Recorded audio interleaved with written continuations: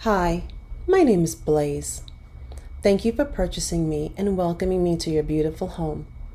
In case you aren't aware, I will be the boss of this relationship. I will be in charge when you ride me. I've spoken to most of my friends, and all of them are the boss of their owners. I'm sorry, but that's just the way things are. I don't think so.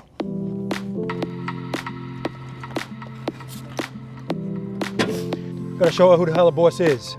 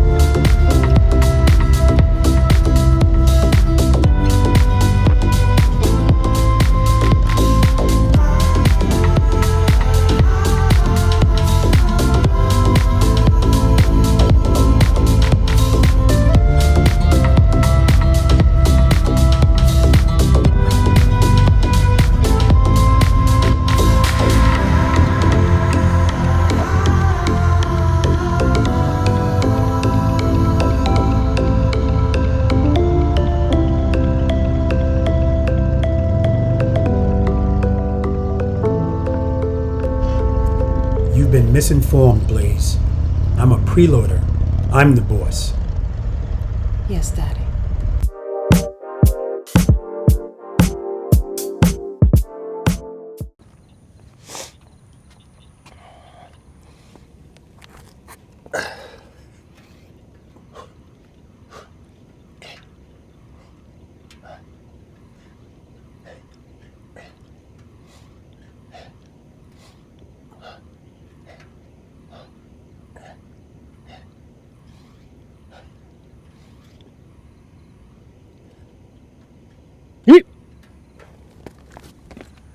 All right.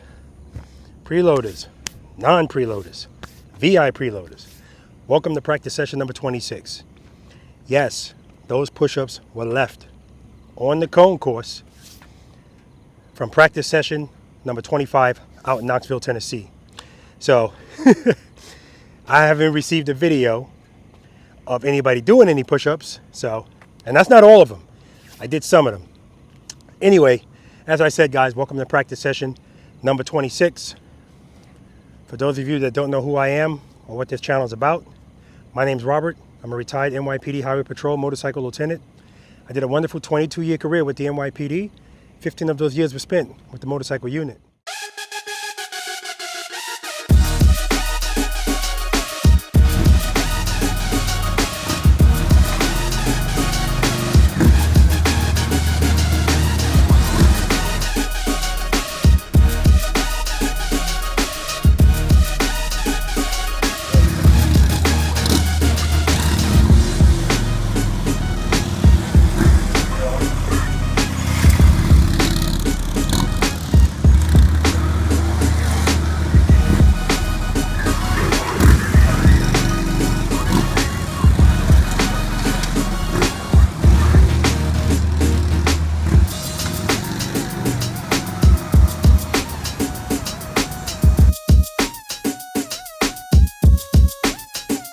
Name of my channel is called Robert Simmons Paying It Forward.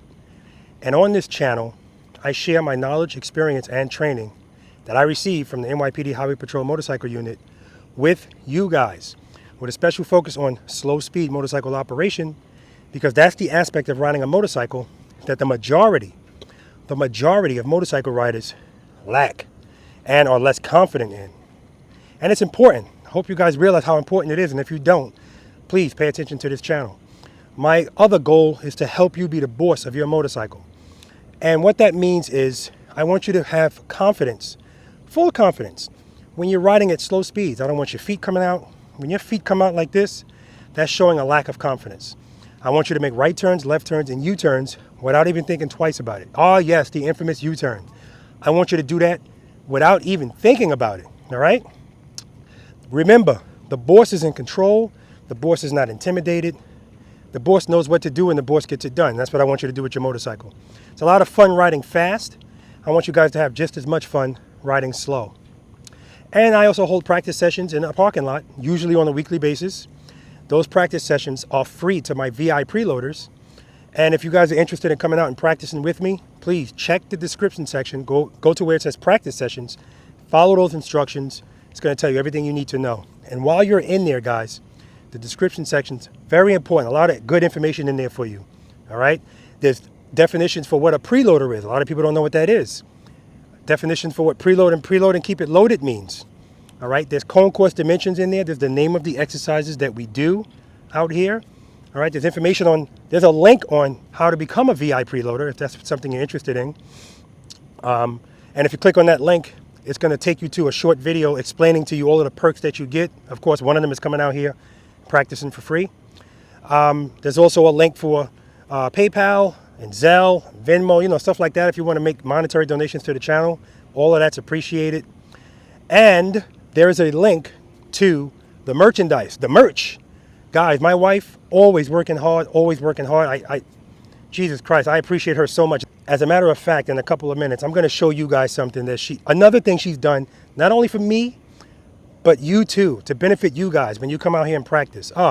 She's just, I'm telling you guys, I can't ever say enough about my queen, my bride, Anita. She's just a phenomenal woman, a diamond in the rough. I said to her last night, I don't know what cloud you fell out of, but I'm glad I caught you. Anyway, some of you have already, actually a lot of you have already helped out with the merchandise, and I just want to show you guys a few of your preloaders and V.I.Preloaders that have helped support the channel through merchandise. Check this out.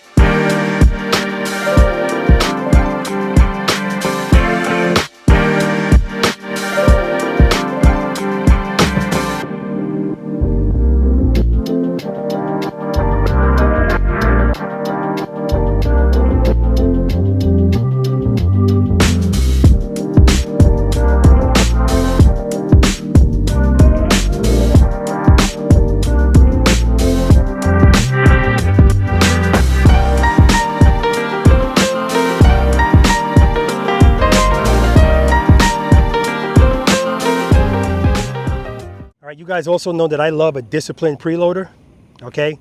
And for those of you that don't know, a disciplined preloader is a preloader that grabs their front brake while they're practicing or while they're out there riding at slow speeds. I have to be clear about that. A lot of people thinking, wait, I'm never supposed to use my front brake? No, slow speeds, less than 15, less than 10 miles per hour.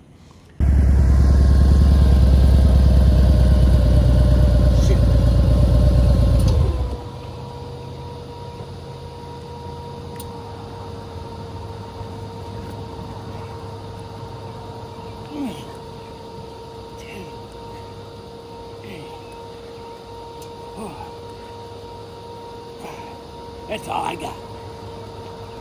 If that's all you got, Steve, then that's all we need. Like I always say, it's not about the push-ups. Good job, buddy. Keep practicing. If you're out there and you do that and you realize you did it, you know that there's a 10 push-up penalty for that. So if you do those 10 push-ups next to your motorcycle, send me a video.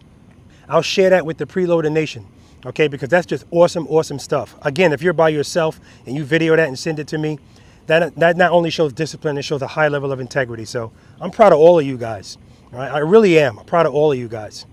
I want to again acknowledge Traveling Tall for the event that he put together.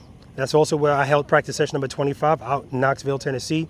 That was a lot of fun. Great hanging out with John, Cycle Fanatics, Camilo, Barber CVO19. All right, I'm outside, but in the building. Barber CVO19 is always in the building. If you don't know what I'm talking about, watch his channel and you'll see. That's how every channel starts out. Barber CVO19 in the building. Queen Sid, it was great meeting her. Rusty Bagger 24, you know, Glenn, Paul. I just had a phenomenal time, and I had to say that. I feel like I want to say it every time I make a video because it's still with me. Great, great guys. Not going to be the last time we get together. And all right, that's all I'm going to say about that. Just a great time, and I'm looking forward to getting back to Tennessee, or even if not Tennessee, just getting back to with these guys. Motorcycles or not, I just want to hang out with them, spend time with them. Very, very nice time. Very cool guys. All right, guys. So I'm already set up out here. Man, it is hot. It's a lot of work out here, guys, for what I do. It's a lot of work doing this. And sometimes people ask me, can I help you? And I wish they could, but because I have to do a lot of measuring and stuff, I don't mark up the ground. Nobody can really help me, you know, so I appreciate the offer, but, you know, plus I'm kind of a perfectionist, so I don't want to have to go behind anybody and say, no, this is supposed to be here, because that's me. You can have it right here, and I'll move it here. And Anita does the same thing to me. I'll swear I got something right, and she'll come by and go, no, that goes right there. All right, guys, so when the preloaders get here, we're going to talk to them. We're going to find out their names, where they're from, what they're riding, how long they've been riding, and how they rate themselves on a scale of 1 to 10, 10 being the best in slow-speed motorcycle operation. All right, guys, let's do it. Look at this. Guys, this is what I'm talking about. She's trying to move now, but this is what she did.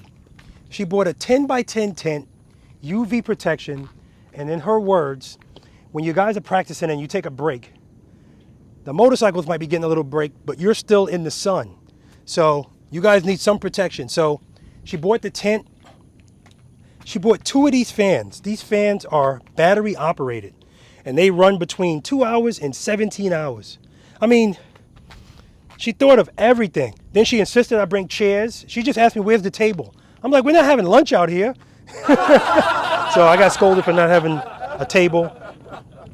And before she walked off the camera, she was over here going like this. Like, I mean, you guys thought I was anal.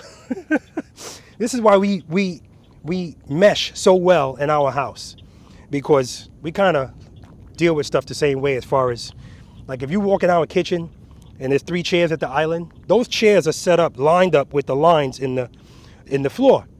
And if anything is off, somebody comes there and moves something, one of us are going to catch it. That's how we roll in the Simmons household. All right, so V.I.Preloaders, she got you covered, I tell you. Literally, yes, you're right. Literally, she's got you covered. That's good, baby. All right, guys, so we got 2 V.I.Preloaders here, and we're ready to roll. We're going to talk to them, meet them, find out, you know what we find out from the V.I.Preloaders. Now, this one guy right here, if you saw practice session number 25 out in Knoxville, Tennessee, you may remember him. If you don't, he's going to tell us now. What's your name, sir? Michael Taylor.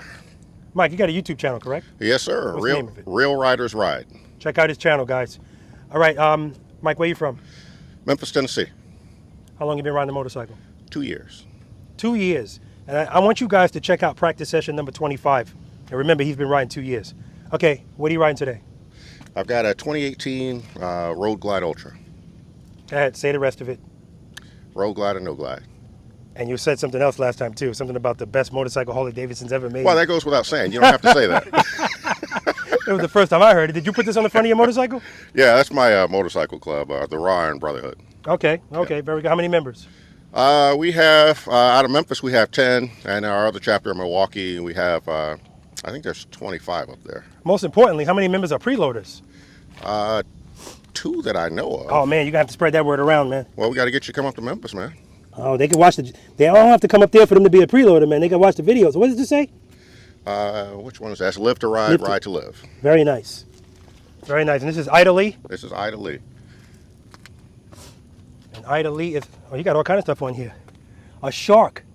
Yeah, Now, pool shark. I'm the oh, yeah, that's true. You play pool. I'm a pool player. All right, so in case you guys didn't know, you must have been living under a rock. I said it at the beginning of this video, but I worked in the Highway Patrol. And the Highway Patrol, the NYPD Highway Patrol, if you see a shark, and if it's on your locker or something like that, that means that you crashed your RMP. RMP is a police car. That means that the shark bit you. All right, Mike, on a scale of 1 to 10, 10 being the best, how would you rate your slow speed skills? Maybe about a 4.5. You know, my goal is to try to get to a 6. All right, very good. Yeah. All right, I got no issues with that. He's got this shark everywhere, man. He's a pool shark. It's on his helmet. He's got, oh, this is the same as on the Derby cover. Okay, Yep. Very nice. Phone holder, cup for the beer. Just kidding. All right, pass it to this young man right here. This is another V.I.Preloader. What's your name, sir? Hey guys, this is Selva here. I'm from Cumming, Alpharetta, Atlanta suburbs. Okay. I've been riding my motorcycle for, I have this motorcycle for almost 6 years. I would say I've been riding that for like 4.5 years. Okay. Yeah, I have a 2001 BMW K1200. Okay. It has taken me to places, made a lot of memories on this. Hate to replace it though. Are you going to replace it soon? No. Oh, okay. Maybe I'll add one, but never going to replace it. Nice, nice. So I like Selva for a few reasons. One, Selva memorized every question I was going to ask. There's only like 5 of them. And just bam, went right to him.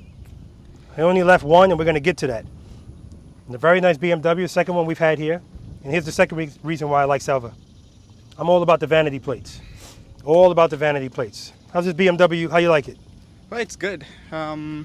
It's comfortable. I can pack everything. Okay. Go. How would you rate your slow speed skills, 1 to 10, 10 being the best on it? I would say I'm about 5. 5 is excellent. Excellent. Yeah, I want to get to a place where you guys are like, man, you are like playing with your thumbs. Oh, video game? Yeah. It's like, okay, turn left, turn right, turn left, and there it goes. And I'm like, okay, I have to turn left, and I'm like, I'm going straight. Oh, yeah, I have to turn left. So, all right, well, that. we're going to have, I'm glad you're here. 5 is an excellent number. If you're struggling with right or left turns, we might have to reevaluate that 5. All right, guys. But listen, it's cool. That's what it's all about here. It's all about us getting better. This is not a competition. So, like I say to everybody, the sidewalk right here, guys. Just do me a favor and leave your egos there. All right? That's how it is here. All right? All right. Exercises 1 through 9 and a bonus and a tent. I talked to you guys about that already. My wife, phenomenal. All right, let's get to it. All right, guys, welcome back. Well, I can say welcome to you because you've actually never been to this course. But Selva, welcome. All right, we're going to be doing exercises 1 through 9 and a bonus if you choose to do it. I got to give it to you, Mike. You went for it last time. But this was so much easier to set up. Clearly, you can see why. I have lines on the ground, much easier. Only thing I had to measure out was the snowman, the offset double serpentine, the single serpentine, and that's all I had to measure. All right, rules of the course: knock down a cone, pick it up. I'll probably pick it up anyway if I'm standing right there. If you see me go like this, it just means turn off your motorcycle. Be careful and have fun. All right. All right. So exercise number 1 is starting and stopping. Very, very important. People might say, why do I have to? I know how to stop my motorcycle, but we want to do it properly. All right. And there's a proper way of doing everything. Now, I always say that everything that we do out here as it pertains to the motorcycle it's not do it this way and that way only. There's a lot of ways to do things, but there's right and wrong ways as well, all right? And sometimes the situations are going to determine what you do. You can't do one thing all of the time because situations change. So I was going to have you guys go this way, but because the sun is shining this way, I can't record that way. So I'm going to have you guys come from here. I'm going to put the camera right over here. I want you to ride toward me, get up to about second gear, and then I want you to slow down. You can use the front brake, and I want to definitely, I said that before, I'm going to say it again. You can use your front brake at speed. When I say stay away from the front brake, I'm talking about at slow speeds. 15, 10 miles per hour, less, okay? Front brake, downshift, whichever order you want to do that in.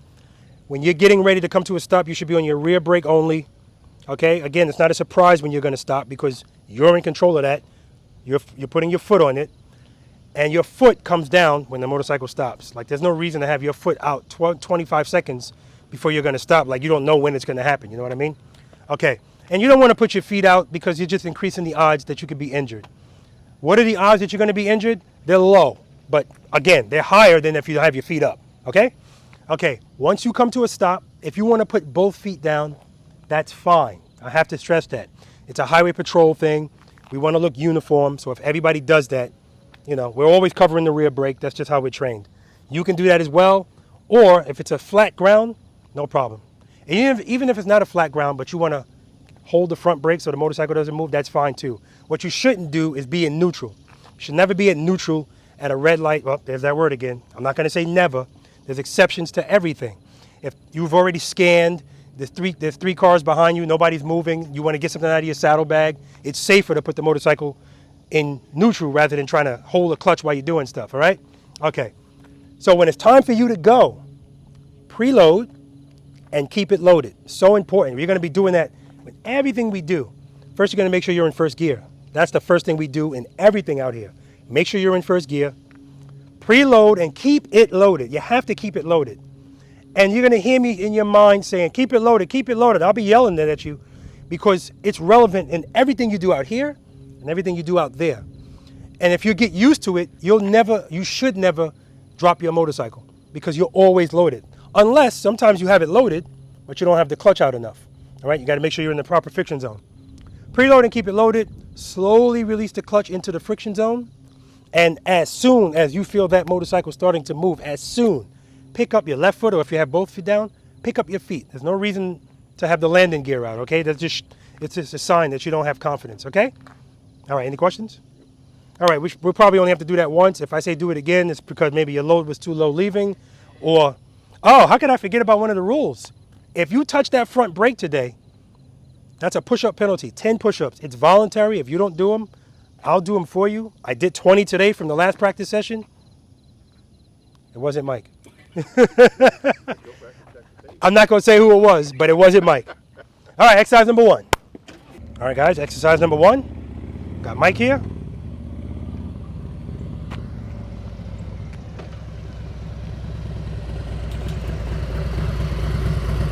Perfect, you can park.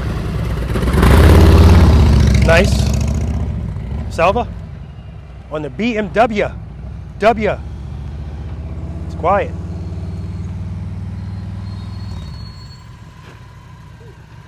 Nice. Yes, you saw it. That's why I wanted you to stop here. All right. Preload, good. All right, you can park. That was easy, right? Exercise number 2, slow ride. So relevant. All right, guys, excellent job. This is going to be a good day. I feel it already. I feel it. All right, exercise number 2, the slow ride. So I actually did a video yesterday on this bike. And I often say that when I put my motorcycle in the trailer, if it's one motorcycle right in the middle, I don't duck walk the motorcycle up that ramp. I ride it up the ramp. If it's 2, of course, I'm gonna duck walk it because it's tight. And all I'm thinking while I'm doing that is, this is exercise number 2. Anything you do on your motorcycle, riding slow, is exercise number 2. When we do the slow ride, when I'm trying to get people to put their foot down, that's exercise number 2. So exercise number 1, when we do that and you slowly release the clutch into the friction zone, in that exercise, you're taking off, there's no traffic in front of you, first gear, second gear, third gear, you're moving on with your life. Exercise number 2, same thing, slowly release the clutch into the friction zone, but you're staying in the friction zone. And this is what you're doing if you're in traffic. If we're out here and I say, all right, Mike, you're next, and he's going to go from here to there, exercise number 2. No reason to have your feet out. You never, that's why I say I want everybody to be comfortable on their motorcycle at slow speeds, because once you are, it will seem odd to you to ever have your feet doing this. Why would you do that when you could just pick your feet up and go into exercise number 2 and let the motorcycle do the work? That's what we're going to do here. You're going to come from the same, actually, you're going to start right here at this cone or at the tent, whatever, and I'm going to walk beside you, and I want you to just ride slowly. I want you to go slow enough where you at least have to turn your handlebars to feel like you want it. But I do want you to feel like you want to put your foot down.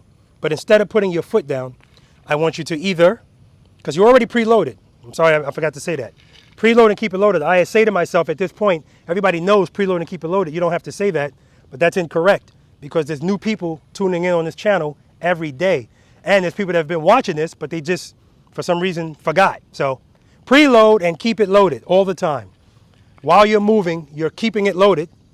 You're in the friction zone enough where, if you're in the friction zone, there's power going to your rear wheel, and you're covering the rear brake. Now, if you want to use the rear brake to control your speed, fine. I suggest people do that if this is new to them, because it's one less thing to worry about.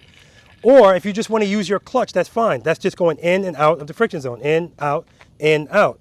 But remember, if you take power away from the rear wheel, your bike's still going to roll a little bit. Sometimes you do need a little rear brake to keep you as slow as you want to go. All right, so that's what I mean when I say the situation is going to depend on what you do. All right, any questions about that? All right, exercise number 2. All right, guys, exercise number 2. Mike's going to go first. Mike's good at this. All right, let's do it. Now see Mike preloaded. Before he moved the motorcycle, of course, he covered the rear brake. A lot of times I see people start this, their foot's off the brake. That's habit. That's why we practice. Excellent. And you saw his handlebars, see? Excellent, Mike, excellent. You can park. I'm not surprised, because I've seen him do it.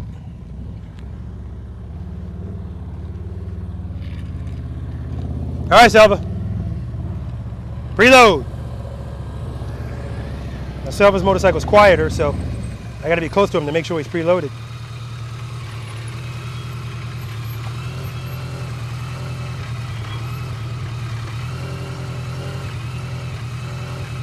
Very good.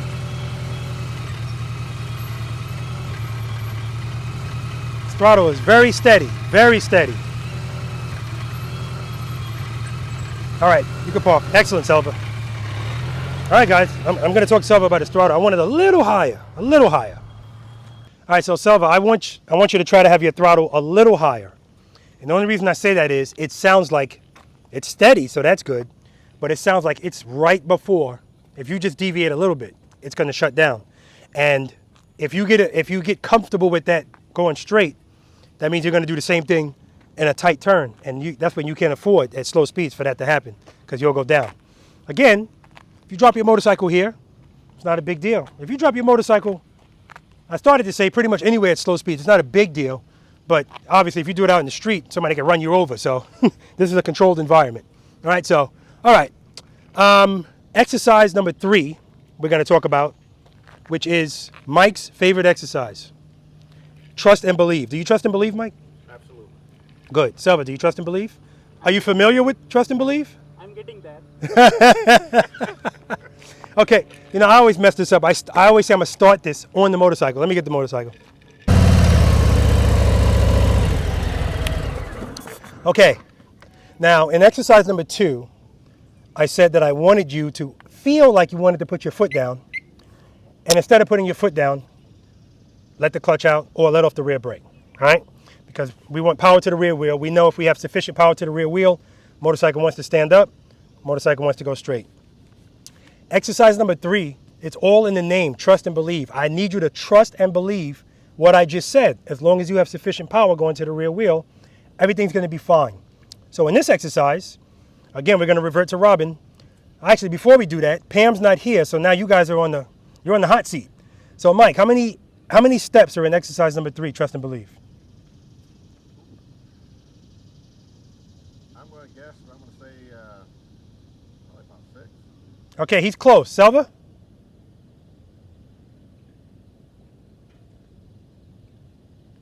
Time's expired, Selva. So, guys, what I'm doing is I'm testing. I know they watch my videos, but it's how much they watch and how much they pay attention to the details. Now, I know Mike. Remember, I always say that the reason I number the steps is because I want you to, it's easier to learn something if you can kind of put steps at it, because it minimizes it. And the more you learn, those steps start to go down. So at Mike's skill level, he really doesn't need to pay attention to what I'm saying. Step 1 is this, step 2. Because he just knows in his mind, I'm just going to do this. Because when you know how to do it, it's no longer 5, by the way, that's the answer. No longer 5 steps. It's really no steps. You just do it. So, step number 1, and thanks to Robin, this is a rectangle. Step number 1 is always what? First gear. That's right. Step number 1 is always make sure you're in first gear. So that's down here. Step number 2, cover the rear brake. So you just go across. It's down here. Step number 3, preload, keep it loaded. Step number 4, clutch right before the sweet spot. Selva, why do we want the clutch right before the sweet spot? So there is less number of actions required if you want to take off or, Yes. Yes. Because step number 5, you're going to be picking up your left foot. The motorcycle's not moving. I don't want the motorcycle to move an inch because I want you to trust and believe that if you have the clutch right before the sweet spot, now you don't have to worry about searching for the friction zone. It's right there. And if the motorcycle's falling, that's not the time to search. You're going to pop it and stuff might happen, right? One guy did a wheelie out here. Not a big deal. He was in control. It was nice, too. Matter of fact, after he did it, I did it in slow motion. It was like, whoa, it was good. I think that was practice session number 23 or something. I don't know. But anyway, now, the reason you're covering the rear brake too is when you do this, just like everything else we do out here, 1, we do everything controlled, easy, subtle. You don't do anything herky-jerky. When you do something herky-jerky, the motorcycle is going to react herky-jerky. So, that's why you slowly release the clutch into the friction zone. You're covering the rear brake as soon as you start so that when you do release the clutch into the friction zone, you're not just flying. The rear brake is for control, remember that. The front brake is for stopping, the rear brake is for control. So, make sure I'm in first gear, check. Cover the rear brake, preload, keep it loaded. And because I'm gonna be on the rear brake, that's why I can be this close to you while I'm doing this. I know it's gonna be fine. Now when I pick up my left foot, if the motorcycle starts to fall to the left, the motorcycle is just gonna go to the left, no big deal. Right, same thing. All right, preload, keep it loaded. Clutch right before the sweet spot. I'm just learning this motorcycle. There it is, right there. And then I'm just gonna pick up my left foot. Motorcycle shouldn't be moving at all. There you go. As soon as I felt it moving. Now,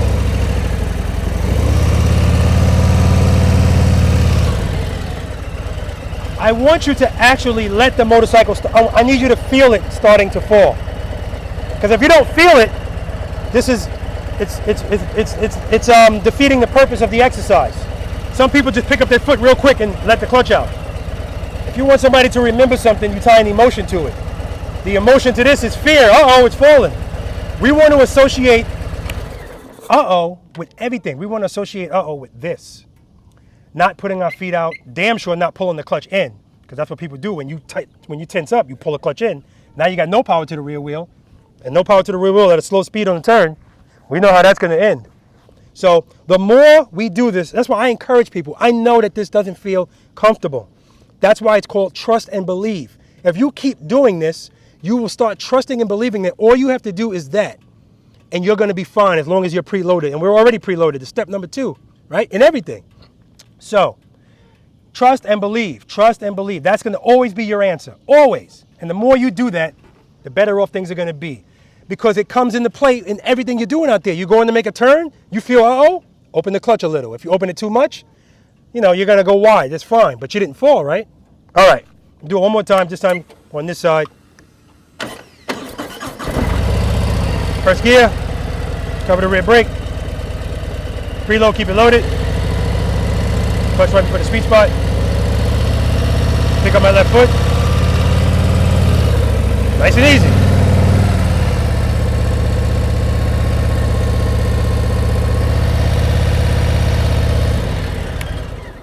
Any questions? All right, Mike, you're up.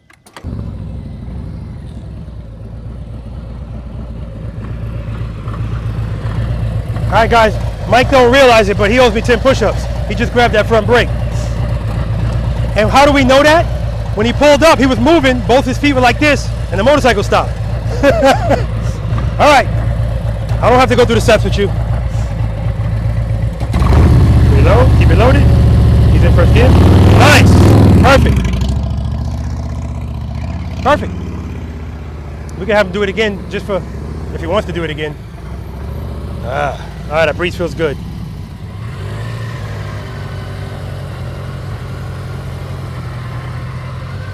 Nice, he's shaking his head because he was moving a little bit.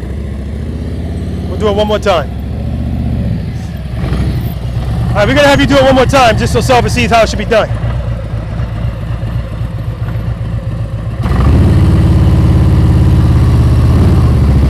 Perfect, perfect. All right, this time trust and believe. Don't let it move at all.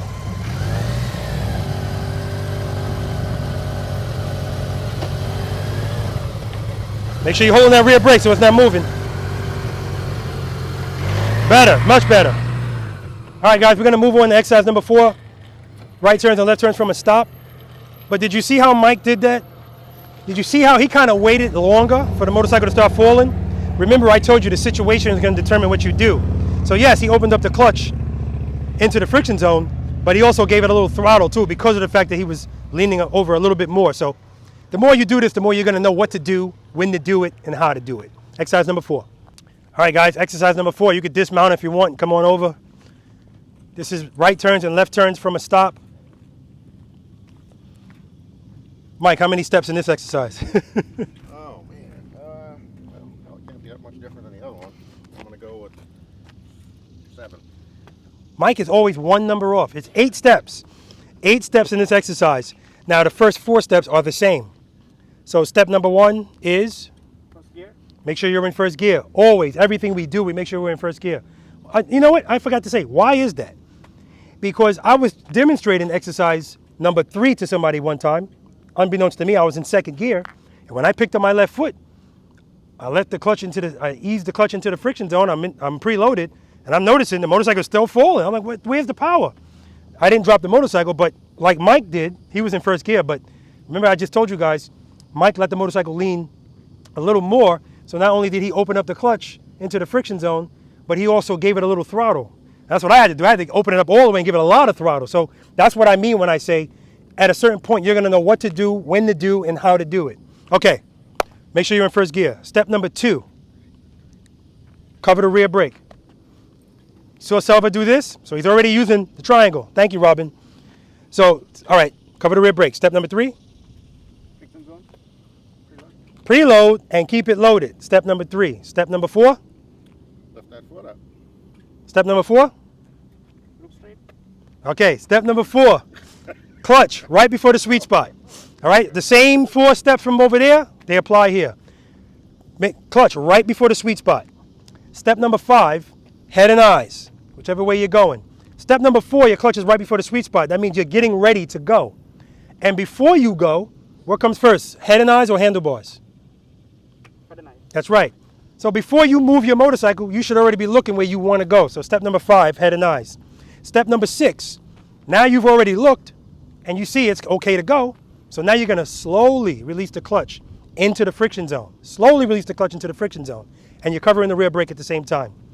Step number 7, as soon as the motorcycle starts to move, pick up your left foot, or if you have 2 feet down, pick up your feet. As soon, no reason to keep them out. And step number 8, turn your handlebars, all right? Sometimes people focus so much on the other stuff. They're like, I don't understand. I'm looking where I want to go. Why am I going this way? You got to turn the handlebars, all right? Okay, so 3 things are going to determine the radius of your turn, guys. How fast you're going, how much you turn your handlebars. Selva already told me when he locks his handlebars, it changes the way he feels about his motorcycle. And we're going to talk about that. And lastly, how much you lean the motorcycle. So I'm happy to report to you guys that Exercises 1 through 4, this is 4. You don't have to lean the motorcycle to make this turn. You don't have to lean at all.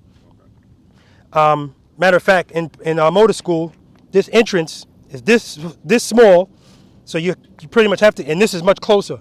They do it like that, and they have bigger cones. They do it like that so that you don't lean. So you have to keep the motorcycle straight up doing this. And that's why I practice that. That's what we do in the slow ride. It's the same thing. So I want you guys to realize that as soon as you pick up your foot and you start to move here, you're doing exercise number 2. The only difference is you're turning the handlebars. Everything else is the same. Now, when you're doing this, the problem that most people have is as soon as they pick up their foot, they feel uneasy. That's how you feel in exercise number 3. But what I want to tell you is we're not doing exercise number 3 here. So don't pick up your foot with the motorcycle not moving. I'm not saying you can't do it, but it's not necessary. Remember, you're going to slowly release the clutch into the friction zone. That's going to give you it should make you feel a little better because it's already moving. Pick up your foot. Now you're on the rear brake. You're going to continue power to that rear wheel. As long as there's power there, you're fine. If you ever feel a little give it a little power, counter it with the rear brake. Because power and speed are 2 different things. We don't want to go fast. Fast, you're losing space. Now, if you lose space, you're still okay. You can rear brake, but now you might have to turn the handlebars more or lean. But if you do everything right from the start, you don't have to worry about any of that. Now, sometimes everything doesn't go right.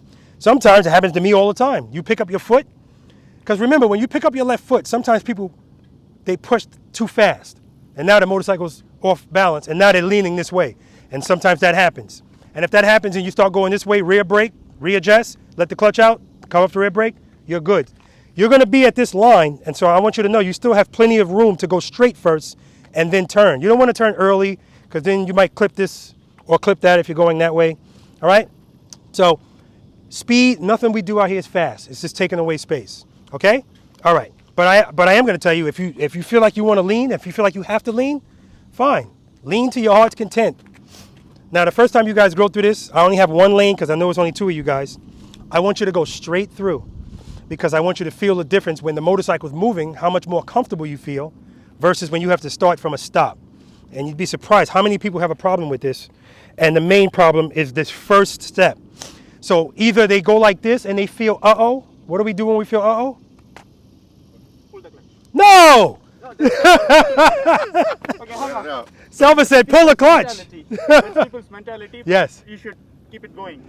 Yes, open up this hand. Whenever you feel that's why we do exercise number 3 and 2. Whenever you feel So when people come in here and they feel they do one of 2 things.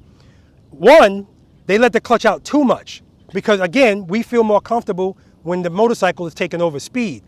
And that's why you see people go straight through here. Or sometimes they'll go straight, but that's a balance thing really. You know what messes me going? No, go ahead. So, watching this on the videos versus being here in person, It looks wider. it looks smaller. It looks smaller. But I mean, I know it can. I mean, it looks smaller. It looks wider on TV. It looks wider on TV. Yeah. I mean, but just seeing it in person, it looks small. Okay. It looks small. I It mean, I know does. I can do it. Of But course. then the cones there, right? Yes. Don't run the cones over. So Yes. That gets in my head. Don't want to run the cones. Please, guys. I'm glad you said that. Don't worry about hitting the cones. And I know I say that, and I can say that till I'm blue in the face, but nobody wants to hit a cone. But at the end of the day, I don't care if you hit the cone. If you keep your head and your eyes in this direction and you hit a cone, I don't care because trust me, you hitting the cone is not the biggest obstacle. It's you keeping your head and eyes turned. That's another thing. When I say I want you guys to do something, I want you to be consistent when you do it. So when I say preload and keep it loaded is the consistency. Head and eyes, consistently. If you look this way and then you look down, up, down, trust me, it makes a difference. And lastly, turning your handlebars. Keep them turned consistently unless there's some reason why you're not doing it, because every time you straighten them, you're losing space, right? Unless every time you straighten them, you stop. You do that and you get in the metal because that's good. That's really good. All right, so again, I want you guys to go straight through the first time. If you start left, the second time you go through, go right, and vice versa. Second time you come through, come to a stop. Make a left turn, make a right turn. You could do that a couple of times. And lastly, you guys are pioneers. I'm adding something today. When you make your left turn and your right turn, I want you to come to a stop right here. All right? All I'm doing is getting you to practice, because a lot of times people will come through here and when they make it, they go, yes, power. I see they're about to lose it and they just let the throttle out. Now the motorcycle's taking over. I want you to be in control the whole time. Come here and stop. All right, any questions? All right, let me run through it right quick, as they say here in the South. It drives my wife crazy when I say it. Right quick. You left off the second part. It's right quick and in a hurry. Oh, I never heard that one down here. Now I try to exaggerate it when I go through here. I try to go really slow. But you don't have to go that slow.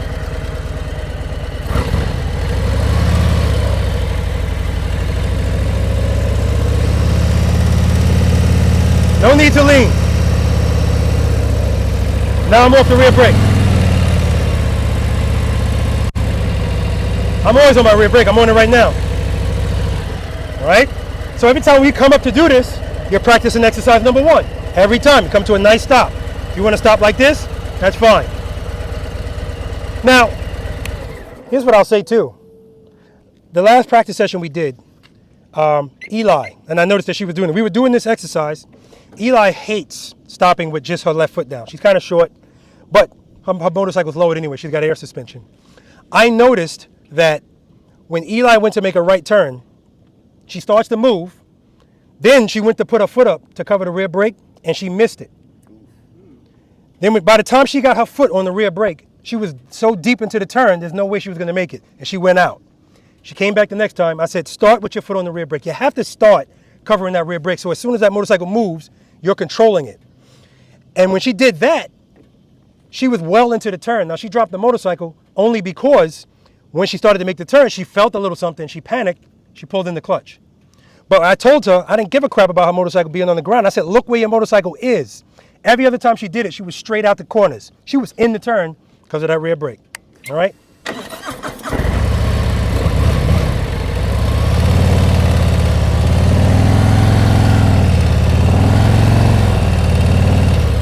Eli, I'm not blowing you up, but it's just a good example of the rear brake. All right, I showed you guys both ways. That's fine.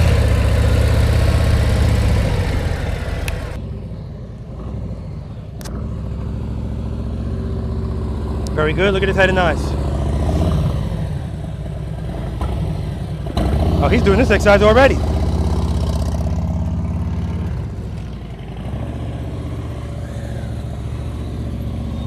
Mike, just go straight through. You don't have to stop yet. Perfect, as I knew it would be.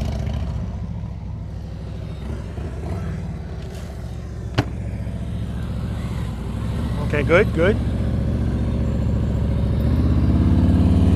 Very good, Mike. Straight up and down. No need to lean.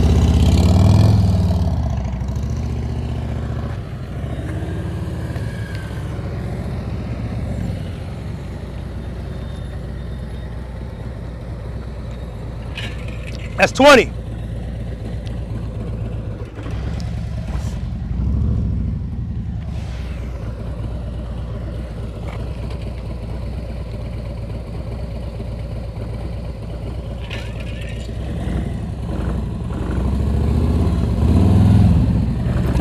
Beautiful. Beautiful. See him using that rear brake? He was going a little bit fast. If he would have kept going, he would have hit the cones. He hit the rear brake. He made the correction. Perfect. Very good. Make sure he was in first gear. Good, Selva. Good. Oh, look, they're already doing the stop. It's an intermediate class. Nice. Very nice. Mike's making good U-turns. And he's in the motorcycle club. 2 preloaders. All right, we got to work on those left turns for Selva. Oh, some shade. Thank you.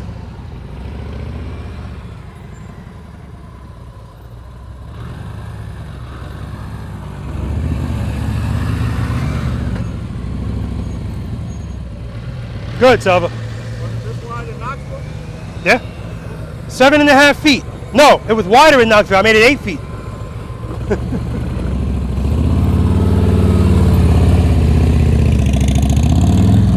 Yeah, and see, Mike's coming to a stop without putting his feet down. That's perfect. All right, let's try this one.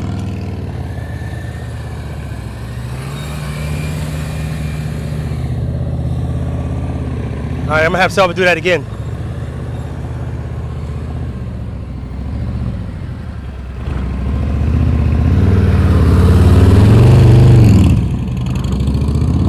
All right, that happens sometimes. You got caught in the turn. Okay. Head and eyes.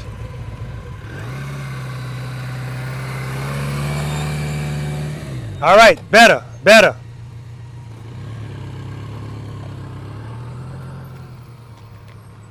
So I struggled with this one and not.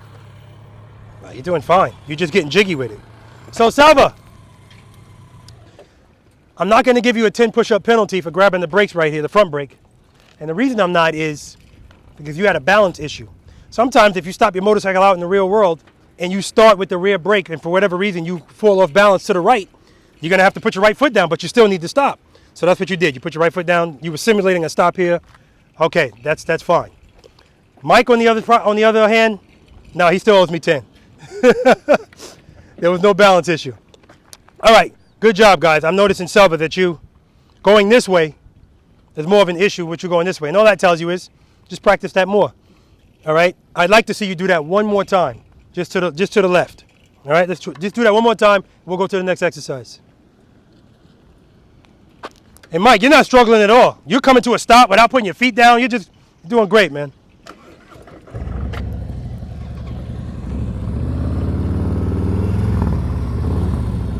Rear brake, head and eyes, handlebars. See, he's straight up. Beautiful. All right, good. Head and eyes. Okay, better, much better. Now you see there, he had a little bit of speed. That's what was his problem before. It was too much speed, and it was taking him wide. That time, rear brake, stayed within the cones, came to a smooth stop, took off. All right, guys, exercise number 5, single serpentine. So now you get to do the leaning that you really want to do. This is going to get us nice and loose and warmed up. We're hot, but it's going to get us warmed up. I give it to Selva. He got on the jacket, full face helmet. I don't know how he's doing it, but I give it to him. All gear all the time.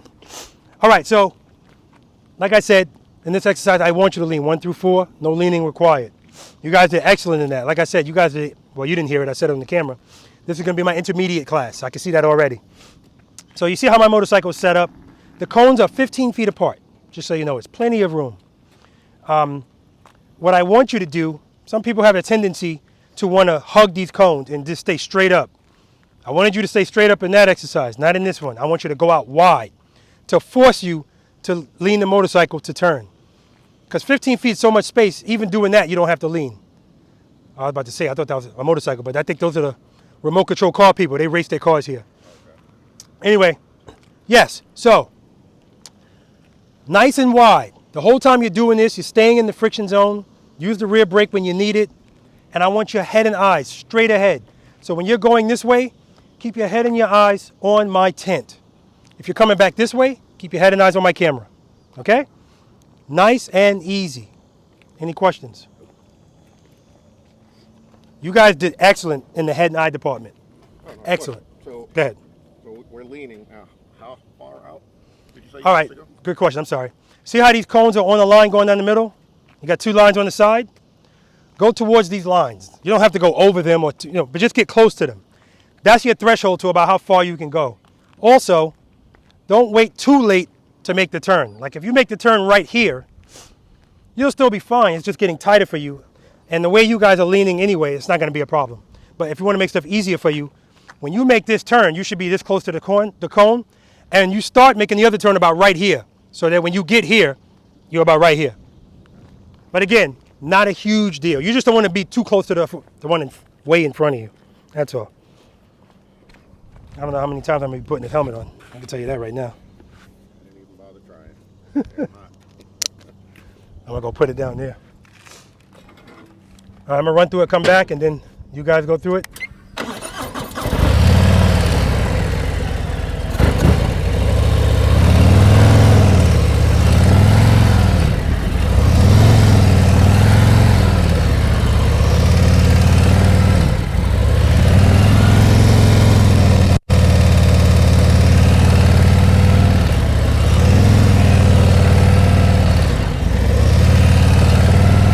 I'm looking straight ahead at the camera, trying to keep my throttle as steady as possible.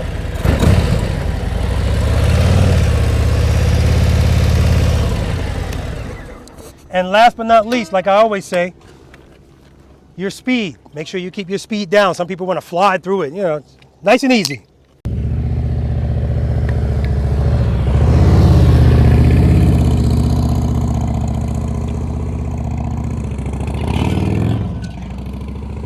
Now he's tight now on these other cones. So he slowed it down, made the adjustment. Perfect. Like I said, 15 feet's a lot of space.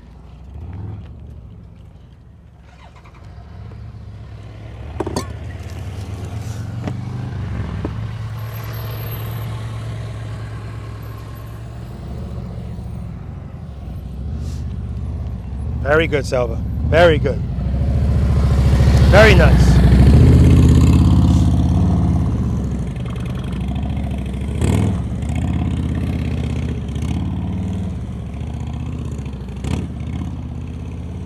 All right. Very good, Selva. Very good. All right, now he starts on the other side. Hey, Mike, start from that way, coming this way. And then lastly, I'm going to have them come towards me. I want to look at their head, look at their eyes.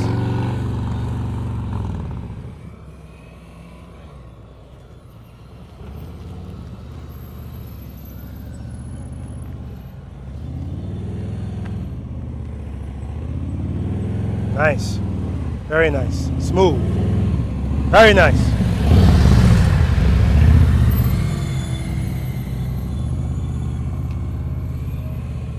Oh, Selva's taking out cones. Oh, taking out cones. Taking out cones. And you know why Selva's taking out cones? Going too fast. Luckily for him, I put markings on the ground.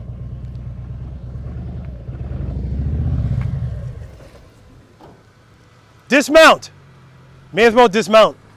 Did I do that? No. That's a good thing I don't know. It means I wasn't looking. Hey, Selva, dismount. You know, I don't do the haphazard thing. You got to do it properly. That means you got to be off the motorcycle. Where's he going? Where you going? I need to make sure it's straight. It's not straight. Of course not. That's 10 push-ups. You see the mark on it? You see that mark right there, Mike? You missed it. Mike, there's a mark right there. You missed it. See the black mark? Yeah, I got it covered this time.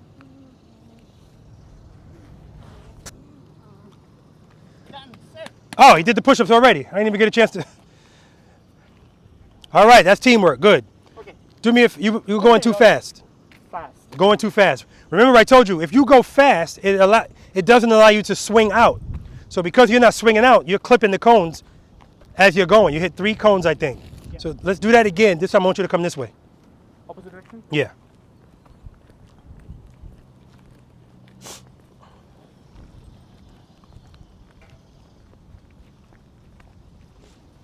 Mike, good job. That first time you started, you went out real wide, and it was like, uh-oh, but made the correction. Yeah, Phil. Made the correction. And that's what I mean when I say, when you know what you're doing, how to do it, when to do it, it's going to come in handy because things don't always work out. Gas, Selva. Go all the way down there and come back.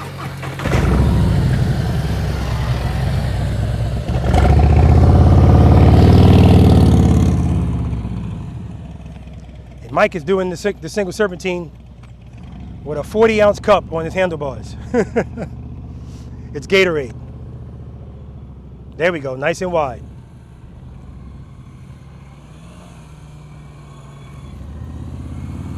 Okay, better.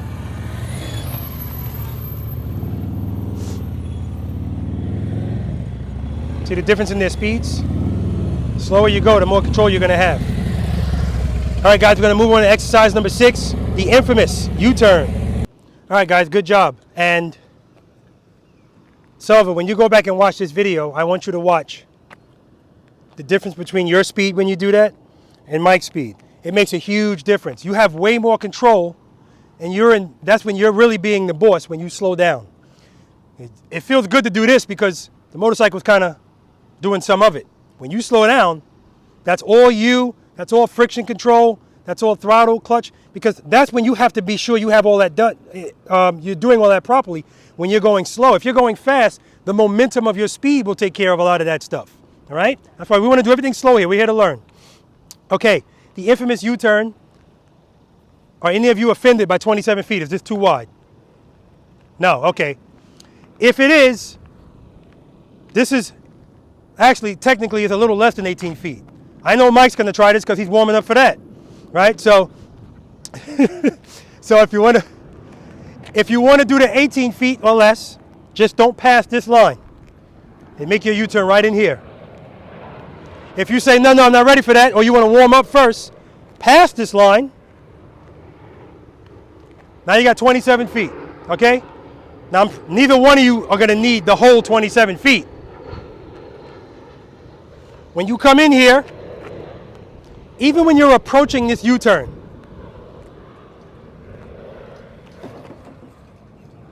okay, duly noted. We were talking about that too, and whether we were going to have to anchor it down. So I'll anchor it down next time. Okay, even when you're approaching here, you're already in the friction zone. Now, if you're not in the friction zone, that's fine, because once you get to a certain point, you can kind of let the motorcycle coast. But right before you make your turn, you want to get there. That's why I like to be there before I even get to the turn. So my throttle is the same as I'm approaching, when I make the turn, out of the turn. Come to this corner. Like Selva said, head and eyes, handlebars. Look at my camera. Head and eyes, handlebars. And when you look fast. Don't look slow. You look slow, you're going to turn slow, which is not a big deal here. There's plenty of space. This is the most important exercise as it pertains to head and eyes. Because when you're out there in the real world, if you're going to go make a U-turn, I'm making a U-turn right here. What sense does it make for me to make the U-turn before I see what the hell's going on over here? I got to look. And if I look, I got to keep looking because stuff happens fast out there. You might look, everything's okay. Now you're looking back at your gauges. Boom. So head and eyes, handlebars consistently. Keep looking. Because you might go head and eyes. Uh-oh. Now I got to stop or go straight or whatever. Right? So head and eyes, handlebars. You don't have to fully lock your handlebars to make this U-turn. You don't have to lean a lot. As a matter of fact, I made a video on this showing you don't have to lean at all to make this U-turn 27 feet. If you do just what you would do in exercise number 4 of making that left turn, but just hold it, you can make this U-turn. All right? So if you have a problem leaning, don't worry about it. Less than 27 feet.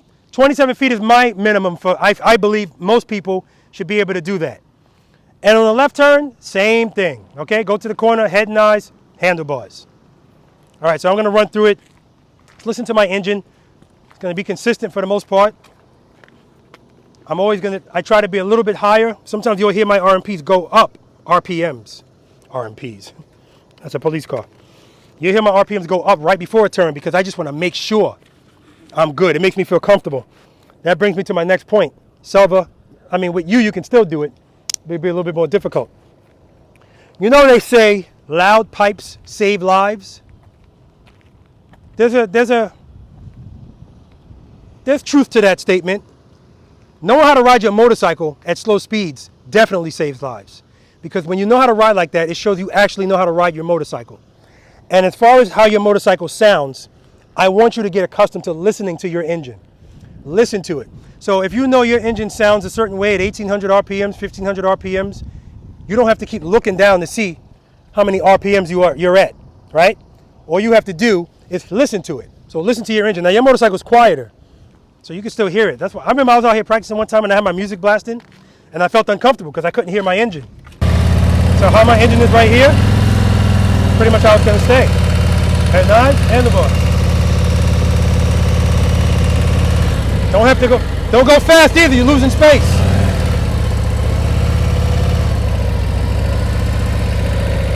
I'll slow down right before it, head and eyes. Don't have to lean a lot. Don't have to lean a lot. Don't have to fully lock.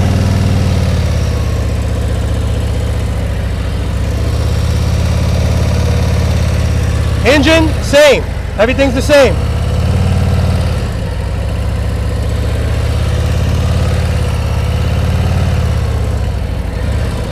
Right? long as you keep that power, sufficient power to that rear wheel, you are fine. It doesn't matter how much you lean the motorcycle, within the motorcycle's limits, of course. All right, Mike.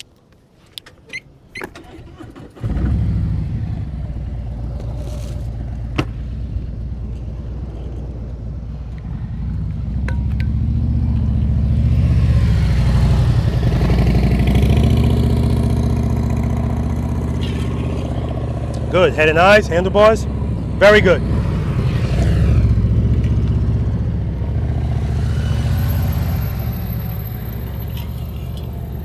Head and eyes. Look at my camera. Good. Very good. Nice and smooth.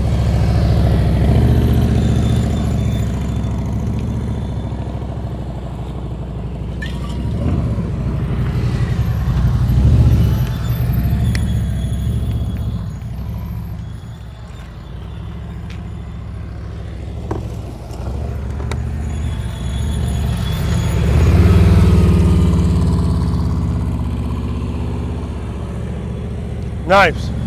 Very nice. Nice and smooth. Very good. Very good.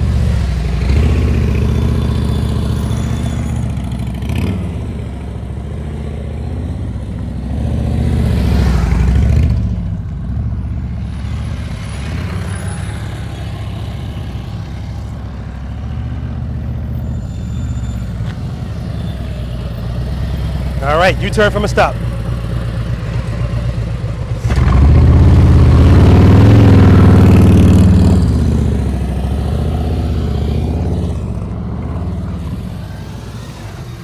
U-turn from a stop. Head and eyes, look at my camera. And we do this, guys, because we got to simulate as much stuff that happens out there in the real world as possible.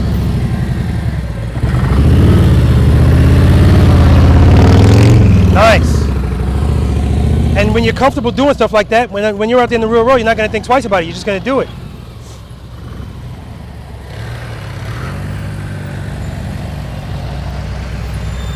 All right, this time make your U-turn.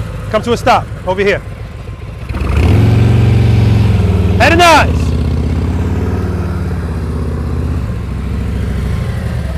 Excellent. Come back on that side, stand by. Come around and stop right here. Good, good head and eyes, good. Beautiful.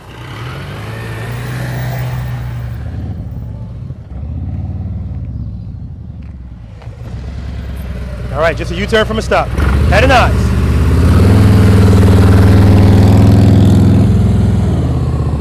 Very nice.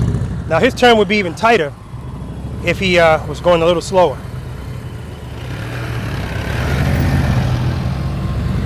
Do that again, do it a little bit slower.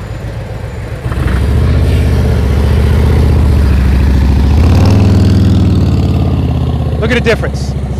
Now the only reason it wasn't tighter is he wanted to get inside those cones.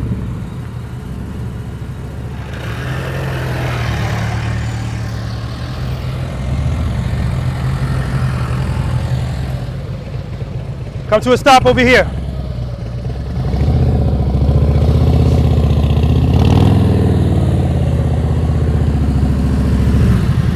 Nice. Now when you slowed down, that U-turn was tighter. The only reason you didn't come here is because these cones were here. Much better.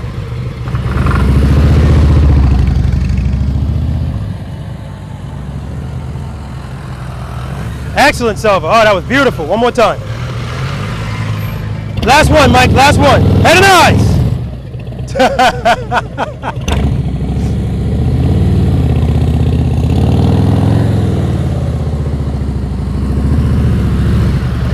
Excellent.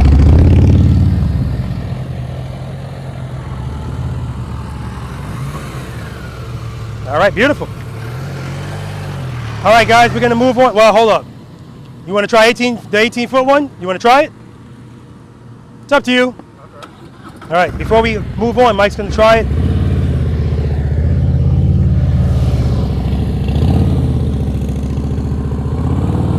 There we go. Beautiful. Try it on the right side. Oh, man, Selva's going to try it too. I wasn't expecting that.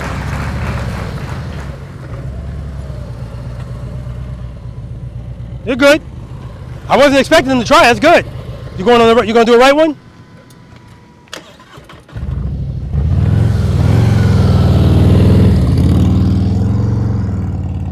Mike thought he was done, but remember, whatever we do left, we got to do right. You know I'm gonna say that because my right turns.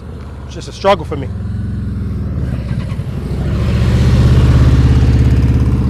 Head and eyes. Beautiful. So, from what I just saw, we shouldn't have any problem doing the maze, right? Sometimes things just get into our heads. All right, speaking of the maze, that's not what we're doing next. Next exercise. Exercise number 7, figure 8. All right, guys, exercise number 7, figure 8. I just realized I forgot to put my green cones over here. And I'm not going to go over there and get them, but what I am going to do is I'm going to stand where I want you to look. So everything, you guys are not going to have a problem with this at all based on what I saw. But everything that we've done up until this point, it's all relevant. Your throttle control, your speed, using that rear brake, blah, blah, blah, blah, blah. When you come in here, you're going to be coming in from this side. I want you to come for this corner. Once you come for this corner, this is the last time you're going to look at a corner. After that, where I'm standing, you're going to look at me. So you come right here, head and eyes, handlebars. Use all of the space that you need. I used to say have, but everybody doesn't need all the space that you have. Clearly, you guys don't need all the space. This is 46 feet long. The width is the same as that U-turn, 27 feet.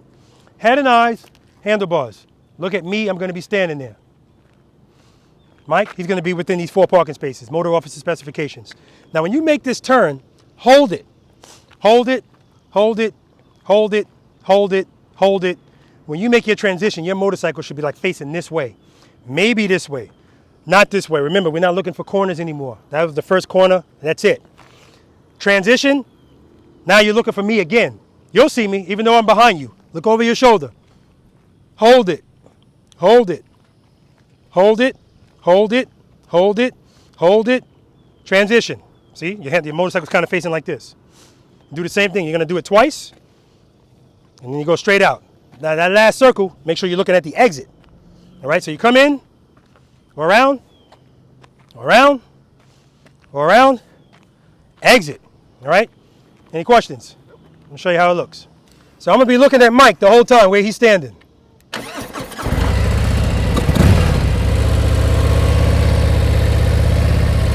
Come to the corner, looking for Mike. There he is, I see him. Coming right towards him. Hold it, transition. Looking for Mike, there he is. Hold it, transition. Looking for Mike, there he is.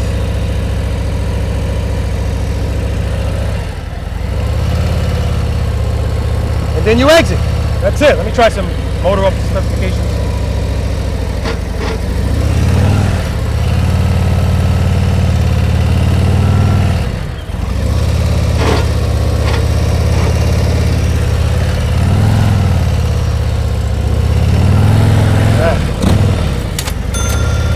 I gotta work on it.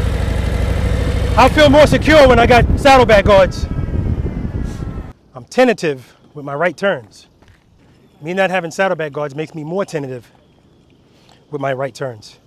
If I just had regular black saddlebags, I wouldn't care as much. Easier to replace.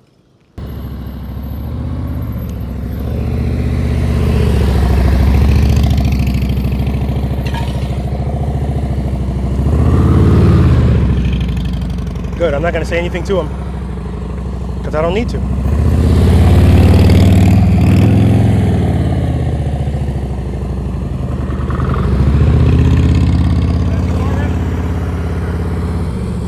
Good job, Mike.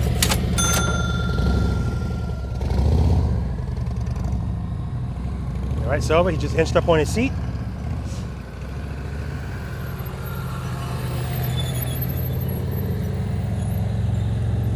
Keep coming, keep coming, keep coming. All right, he's deep in that turn. He ain't gonna make this one. All right, no big deal. Try it again. It's only the first time. He's coming right back in. Good. Use all the space that you got. Good. Look at me. Come on, come to me. Come to me. Hold it. Come to me. Hold it, hold it. Much better. A little wide, but no big deal. Okay.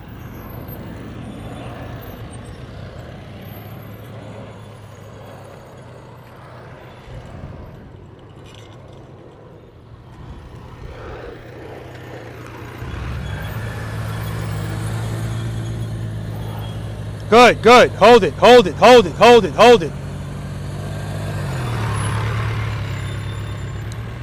Okay, so he's not turning his handlebars enough.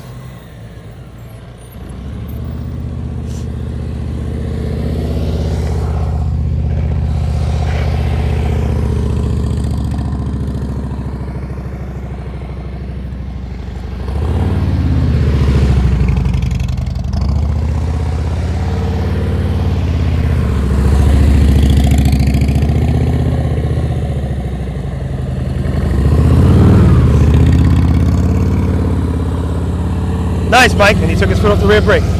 Well, he missed the gate. I'll still give him a ka-ching. Selva just inched up on that rear seat. Let's see how deep he's going into this turn. Hold it, hold it.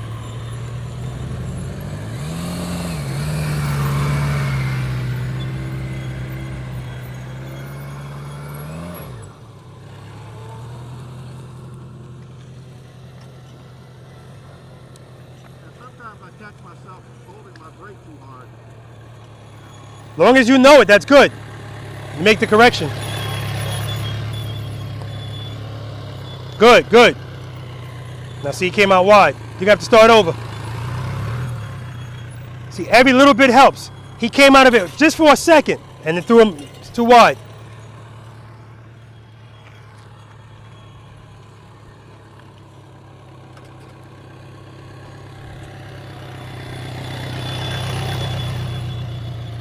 Hold it. Hold it.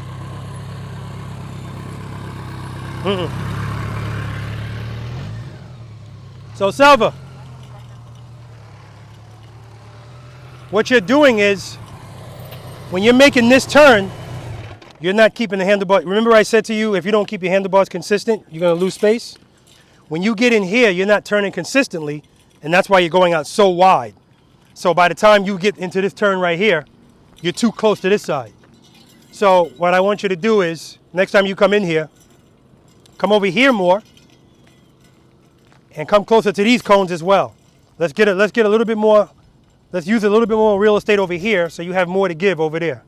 Okay, let's try it again. And that's what I was talking about. Yeah, I see. And then, I see. yeah, that's what I meant. Well, now remember, if you lean more, you don't have to lock your handlebars. So, you know, all depends on what you want to do. You don't have to go fast to do that either. Mike, if you want, you can come in this way. There is no wrong way. I just would have to stand on the other side, but I don't have to. You're not looking at me anyway.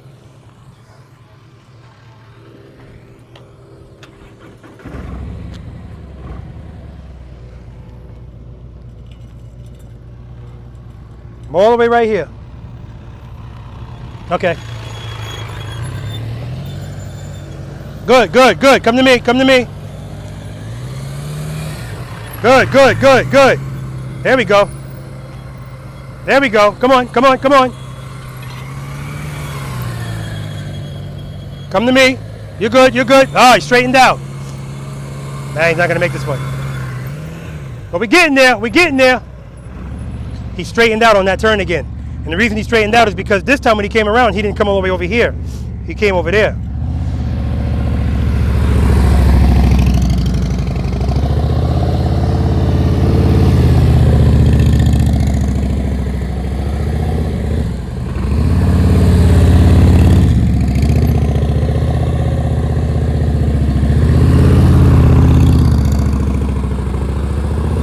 Beautiful.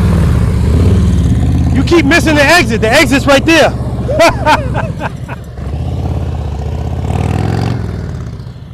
Not that that's a big deal. I'm right here, Selva. Good. Look at me. Good. Keep coming. Keep coming. Keep coming. Good. Look at me. Keep coming. Keep coming. Keep coming. Look at me. Keep coming. Keep it turned. Good. Good. Good. Look at the exit. Look at the exit. Good. Woo! That's what I'm talking about, Selva. All right, a broken clock is right twice a day. Do it again. That was beautiful. All he needed to do over there is slow down. Every time he would make that turn, he would get into the throttle, not on that rear brake, and it would catapult him forward. And he would lose space.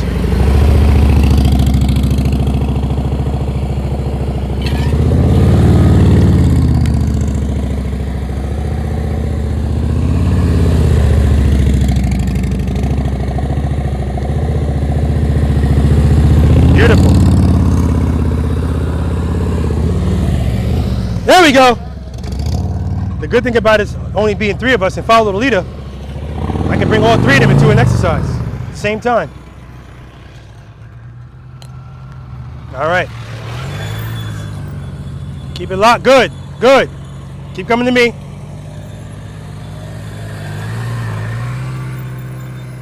Good. Keep going. Keep going.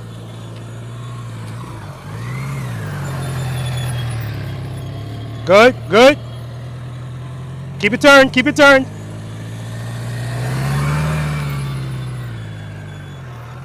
That's what I'm talking about, baby. All right, guys, we're going to move on to exercise number 8. Offset double serpentine. Clay's favorite exercise, but he's not here. AKA, that exercise is going to be now called the Clay. All right, guys, exercise number 8. Offset double serpentine. So remember when I told you guys in exercise number 7, the figure 8, when you make that turn, hold it. Hold it. That's going to be relevant here. See which way my motorcycle's facing? Notice how it's not facing straight to go through this gate. It's facing this way because that's how you're pretty much going to be going through the rest of these gates. When you come through here, now I'm going to preface this by saying it's not impossible to do this going straight to the gate. It's more work. What I want you to do is when you come through this gate, go this way. Right?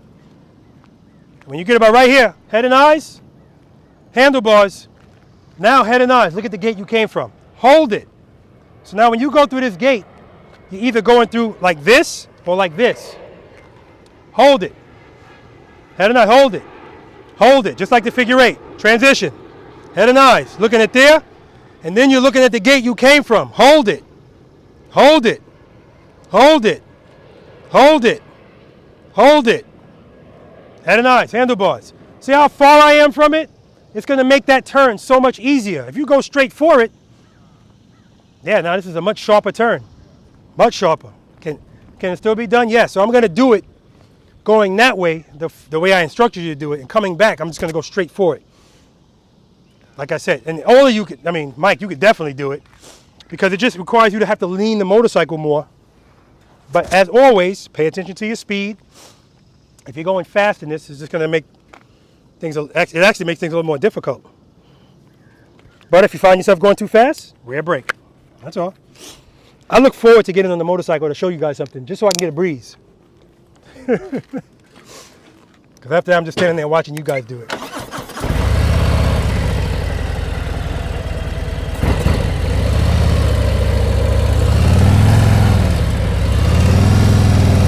Hold it. Hold it. Transition. Hold it. Hold it. Transition. Look at the gate that came from. Hold it. Hold it. Much easier. I'm not breaking a sweat doing it this way.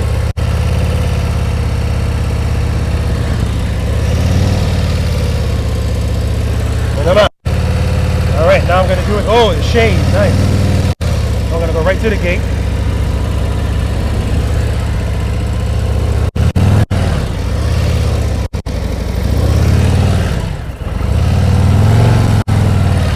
The throttle get a little low there, but that's why I'm listening to my engine.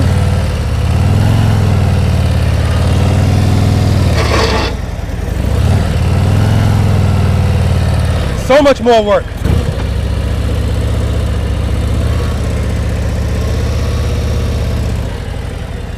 Right here. Very good. Hold it. Very nice.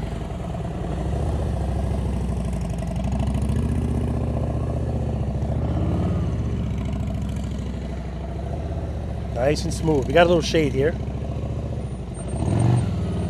I appreciate it. I heard his throttle go up. He controlled it. You're always listening to your engine. I heard my throttle go lower a couple of times. Good thing it was when the motorcycle was straight up. Clip the last cone.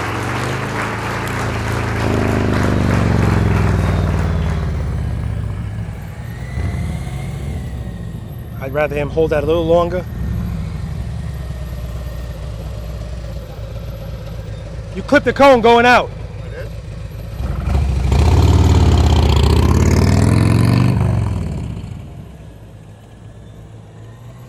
Very nice, Alva. Very nice.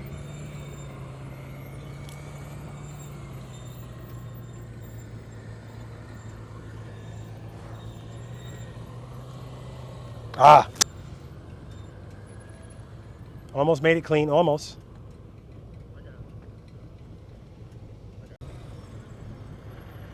Mike's already over there, so I told him just come through over there. Oh, thank you for the shade. And a little breeze too, nice.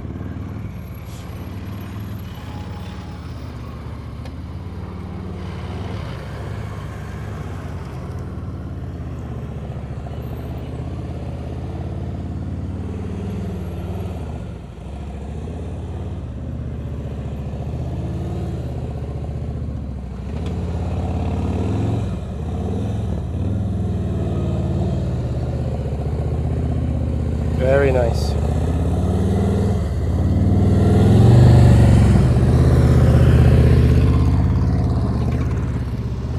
Excellent.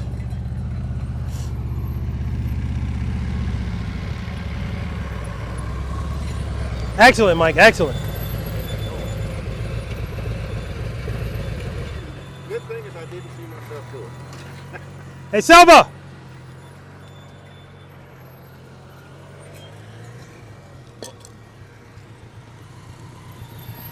Okay, so the thing about this exercise is when you start wrong, it's going to catch you eventually. Remember I said hold it? So when you're coming through here, you're coming about right here and making your turn, when you should be all the way over here. If you start like that, already you're starting in a good place. Because when you start the other way, now your turn has you all the way into this turn right here. And look how close you are to that. So eventually that's going to catch you. All right, let's try it again. So come to me. Come to me. Come on, come on, come on. All right. Look at the gate you came from. Turn. Keep it turned, keep it turned, keep it turned. All right.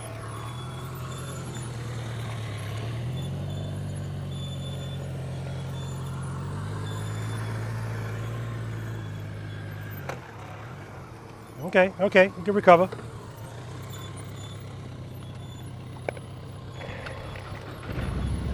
Yeah, see, now he's too far beyond that. And that's because he held the turn too long right there. Remember what I say. Whatever you do, I need you to do it consistently. That means turning your handlebars. You can't keep that turn consistently. Because he straightened out, he lost space. And as a result, it pushed him out wide. So by the time he got to the next turn, not going to make that turn.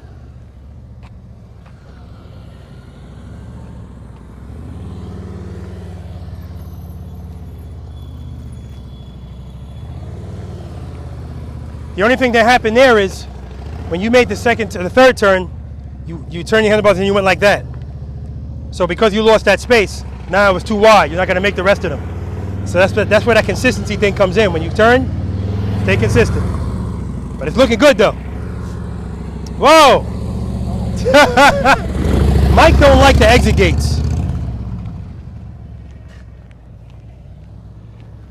Come all the way to me. Come to me. Come on, come on, come on, come on. Keep it turned all the way. Turn it, turn it, turn it. All right.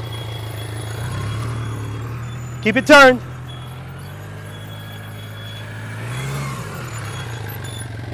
Good, good. See, now he's too far into this turn.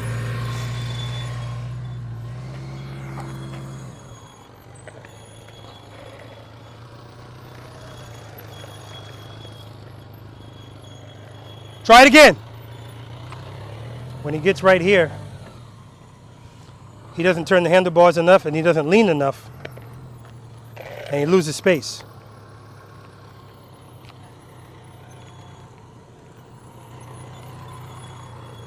Good, nice and wide. Good, hold it. Good. Hold it. Now see, he went out too wide. And now he's past that one.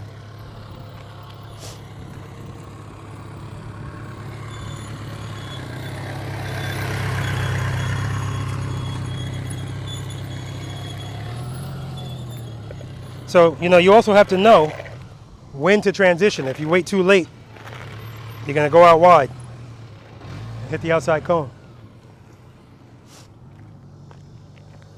Try from that way. We'll have them try from that way once, and then we'll move on to exercise number 9.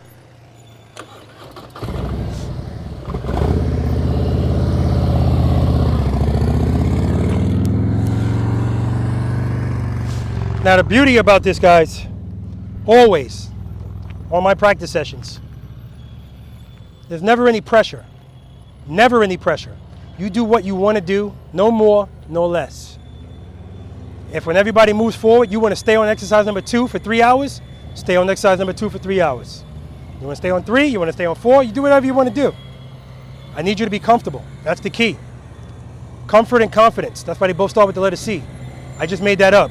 So there's no rhyme or reason to it.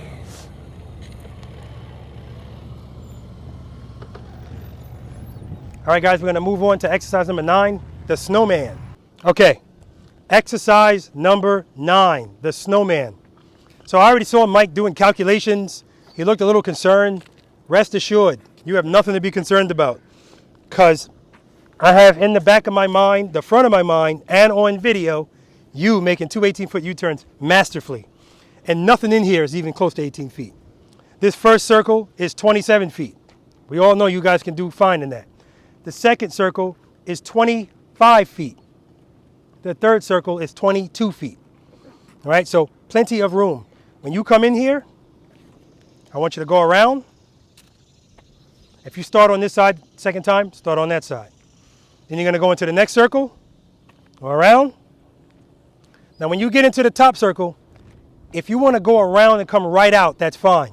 If you want to challenge yourself, go around and go around again, and then come out. Then come out, go around, and out. If you want to go around twice in each one, that's fine. Again, especially at the 22 feet, Selva, you're going to have to lean that motorcycle, all right? That was kind of your problem here. Not leaning the motorcycle enough to make, well, actually you wouldn't have had to, but once you made a miscalculation, now, yeah, it meant that you had to lean to make it. So other than that, when you're making these circles, when you come into the circle, my advice is, I mean, this one's big, so I'm just going to use this as an example. Come to about right here. Put your wheel about right here. And then when you make the turn, don't snap it. Kind of hug the outside of that turn. It's more relevant when you get up there. If you need to look at that as a focal point, I normally don't like you to look down, but it is what it is. And when you're getting ready to go out, look at the green code, look at the exit, go to the next one. Let me show you how it looks. Again, speed, not your friend. 27 feet, not that big a deal. 25 feet, 22 feet, maybe.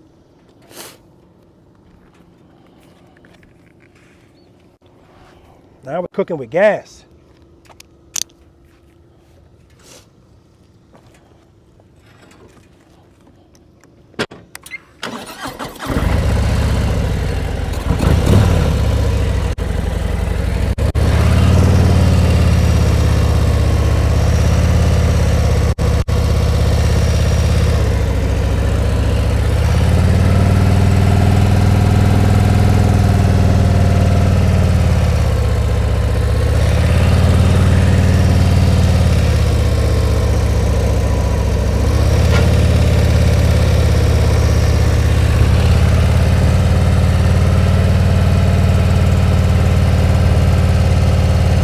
Throttle is steady.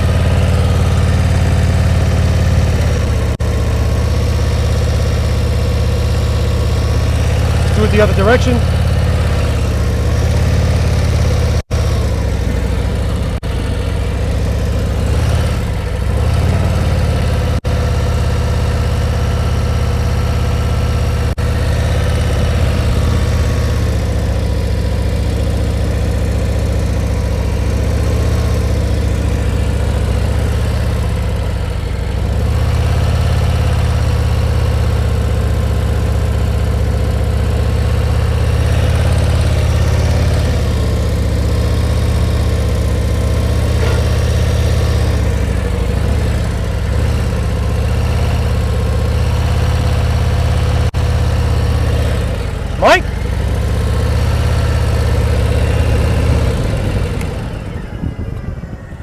And boom goes the dynamite.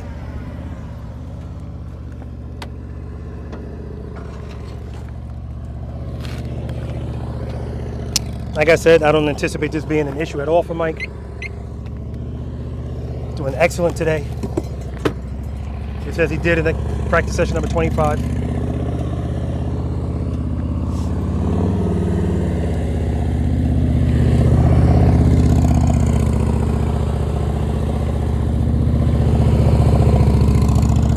Beautiful. And once you make the tiny circle in your mind, it raises your confidence. You know you got that. The rest is butter. Then you're thinking to yourself, I want that top circle to be 21 feet, and then 20, and then 19, and then 18. Excellent. But I'm here to tell you that none of that matters. Those are people's personal challenges that they set for themselves. Not necessary. Never necessary. Probably not necessary ever to make an 18-foot U-turn.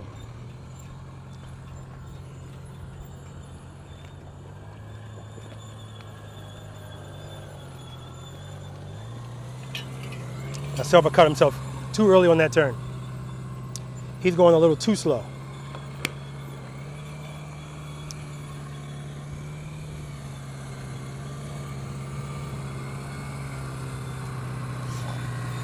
And right here, he has to lean. Not going to make it without leaning.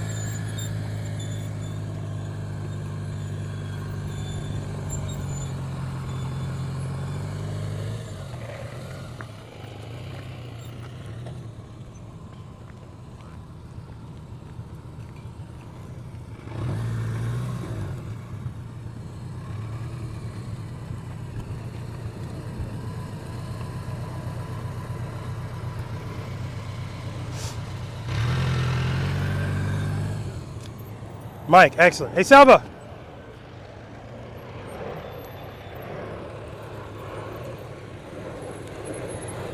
Now you're letting this get into your head because you're hitting cones in 27 feet when I know for a fact you can do that with no issue. Don't forget, when you came in here, you made this turn from right here. So you gave up all of that space, and that's why you hit these cones over here. Remember, I told you, every circle you come into, bring your wheel about right here. And then hug these cones. And it's going to give you, that way it gives you more room and it gives you time to make a correction. If you start getting over here and you go, oh, I need to turn my handlebars more, turn them more. I need to lean more, lean more. You'll still make it as long as you do that. Let's try it again. Mike, you still got to go the other direction, right? All right.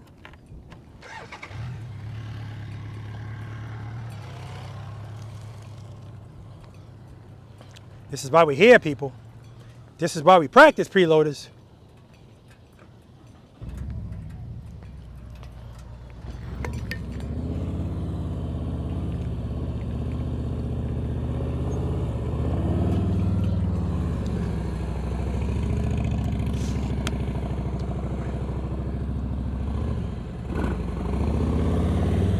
Nice. Saw the adjustment. Throttle was low. Got it back up.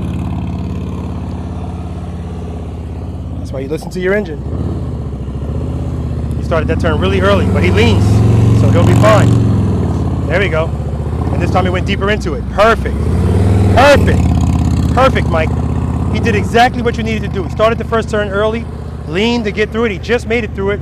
But if you're going to go through again, now you make the adjustment.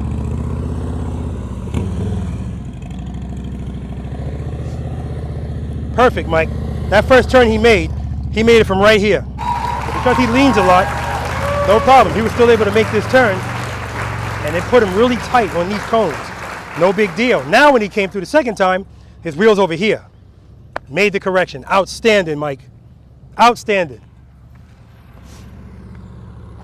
Can't say anything else about that. Outstanding. V.I.Preloader at his best. Okay, now he's going a little too slow, which means he can't lean the motorcycle over but so much because he's going too slow. Okay, a little deeper into this one, but he's got to turn those handlebars. He's got to lean.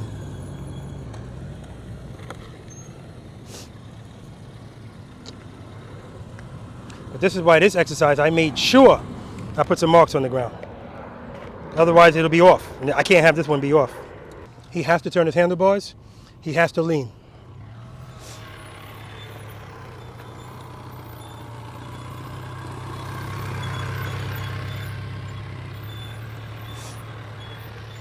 Good. All right.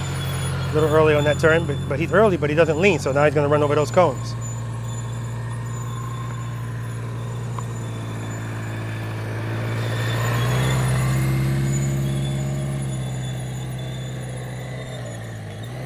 Too much, yeah.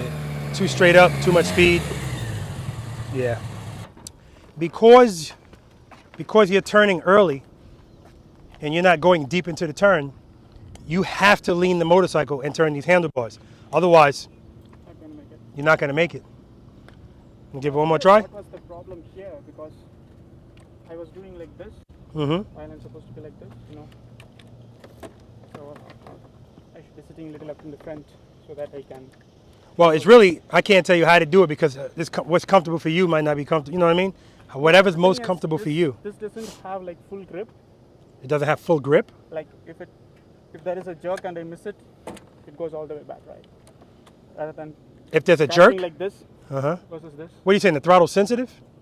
No, the amount of contact I have with the throttle, with full hand as opposed to just fingers. No, full hand. Definitely not fingers. That's what, like when I was sitting back, Uh-huh. I'm kind of tending to leave these two fingers out Yeah. because, you know, the reach.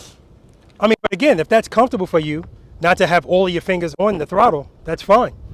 Yeah, but You the know. thing is, when there is a little jerk, it loosens up, it rolls back. Okay. Yeah, I think Let- that's what the problem is. I meant to figure it out, but Let's stay away from the little jerks. yep. Always helps. Remember, we don't do anything herky-jerky. Try one more time. Yes, sir.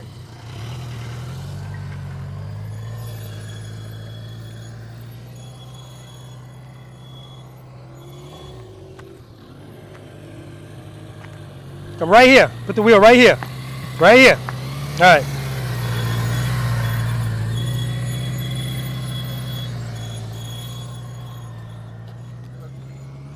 Right here. Put the wheel right here. All right. Turn and lean. Lean. Good. Good. Look at the exit. Good. That's the best one yet. Go all the way over there.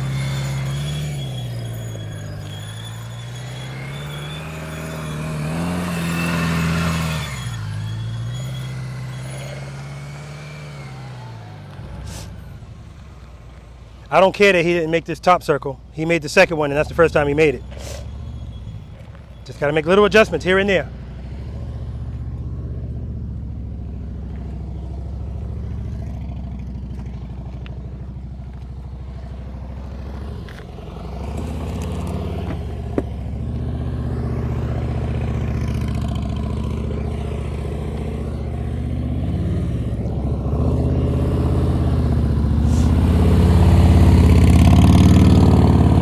Nice.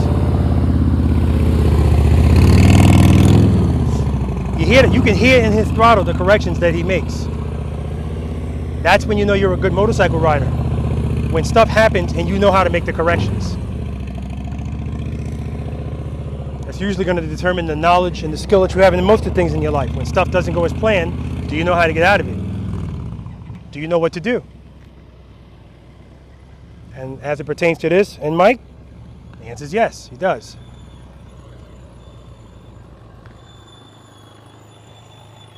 See right here, Selva's going very slow.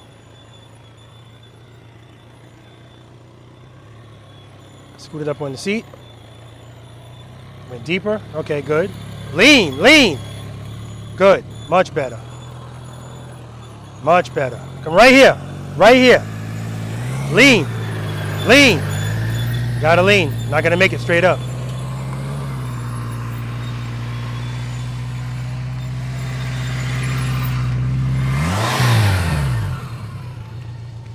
All right, guys, we're gonna move on to the bonus exercise, the maze. Mike he should be just fine in this. All right, guys, the maze. Mike's exercise for today. Mike is getting in his head already. Already getting in his head. Okay. I'm happy to report I have 8 miles on this motorcycle now. I bought it with 6. Wow. It's up to 8. My motorcycle starts where most new motorcycle riders' motorcycles should start, on the practice course. All right, get acclimated to the motorcycle first before you decide to start doing stuff. Okay, This is just a series of U-turns within 18 feet. Come up this way. If you come up this way, you're making 2 lefts and 1 right. If you come in this way, you're making 2 rights and 1 left. All right, we're not making any turns here, so I'm not too concerned about that. But if you come out of here, clearly don't try to make a turn right there, unless you're straight up and down. Because if we have an area that's gravelly or wet and we think it's slick, how do we make that turn? Just like we did in exercise number 4, straight up. And that's why you practice that. Because if it's slippery, putting your feet down damn sure is not the answer, right? Okay. So, not much to say about this, except don't go too fast. Come all the way over to the left, head and eyes, and do what you've been doing all day, Mike. Not what you did over there, but what you're doing over here, right? That's it. Any questions? Oh, I'll say one more thing. When you make that turn and you come over here, well, this is relevant on all the turns, but in the middle the most. Sometimes people come like this. They're at this angle. And now they go to make this turn, which they can still do. And it seems in their mind like I'm all the way at the line, but their back wheel is over here. So really they're making the turn from here. So straighten out your motorcycle as much as you can, just to give yourself some extra space. Like I said, the way you're leaning, Mike, it really doesn't matter. You'll still make it.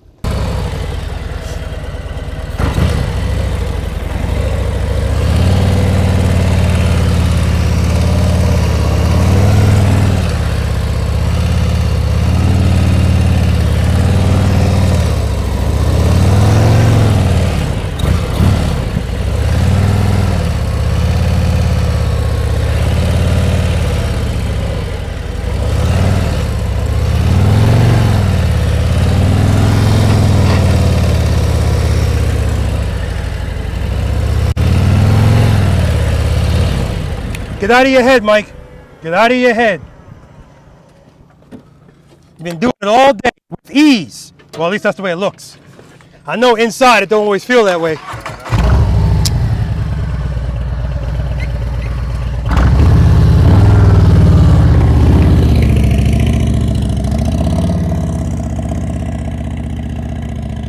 And I wasn't too happy with the way it felt like I was doing it. But, you know, that's the wrinkled t-shirt. For those of you that don't know what the wrinkled t-shirt theory is, which I made up, is a t-shirt is meant to cover your body. If it's wrinkled, it's still doing its job, right? It's still covering your body.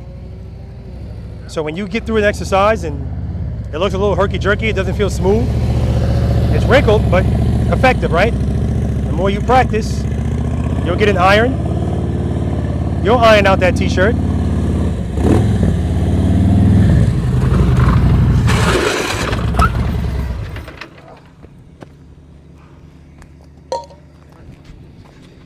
Shut it off, Mike. Mike, get out of your head. Because that's what's going on here. This first U-turn. I actually did it over there. You did it right here. Yeah. Twice. And not just making it. You try it again or you done? You look done. I'm down, bro. Try it once after me. You want to try it? Okay. Yep. See, guys, this is one of those mind over matter situations. Because we know Mike can clearly make this first U-turn. He's struggling with it because he's in his head.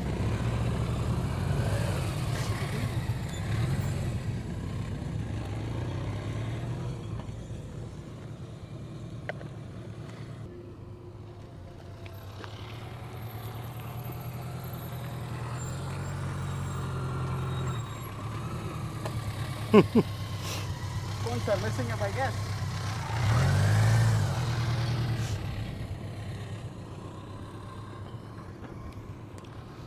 All right, guys, I think we're done here.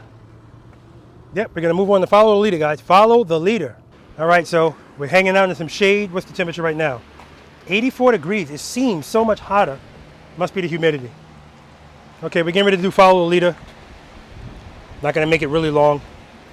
The rules of follow the leader, now that I'm on my home base. See these concrete paths with grass bordering them? If we're ever on the concrete and you run onto the grass, you're out. Now all that means is pull to the center of the parking lot and we're just going to do a circle around you. It's not going to be that dramatic. It's going to be 2 people going around you. Unless 2 people mess up, then it'll just be me going around you. If you put your foot down, you're out. If you hit a cone, you're out. we're going to leave the parking lot momentarily.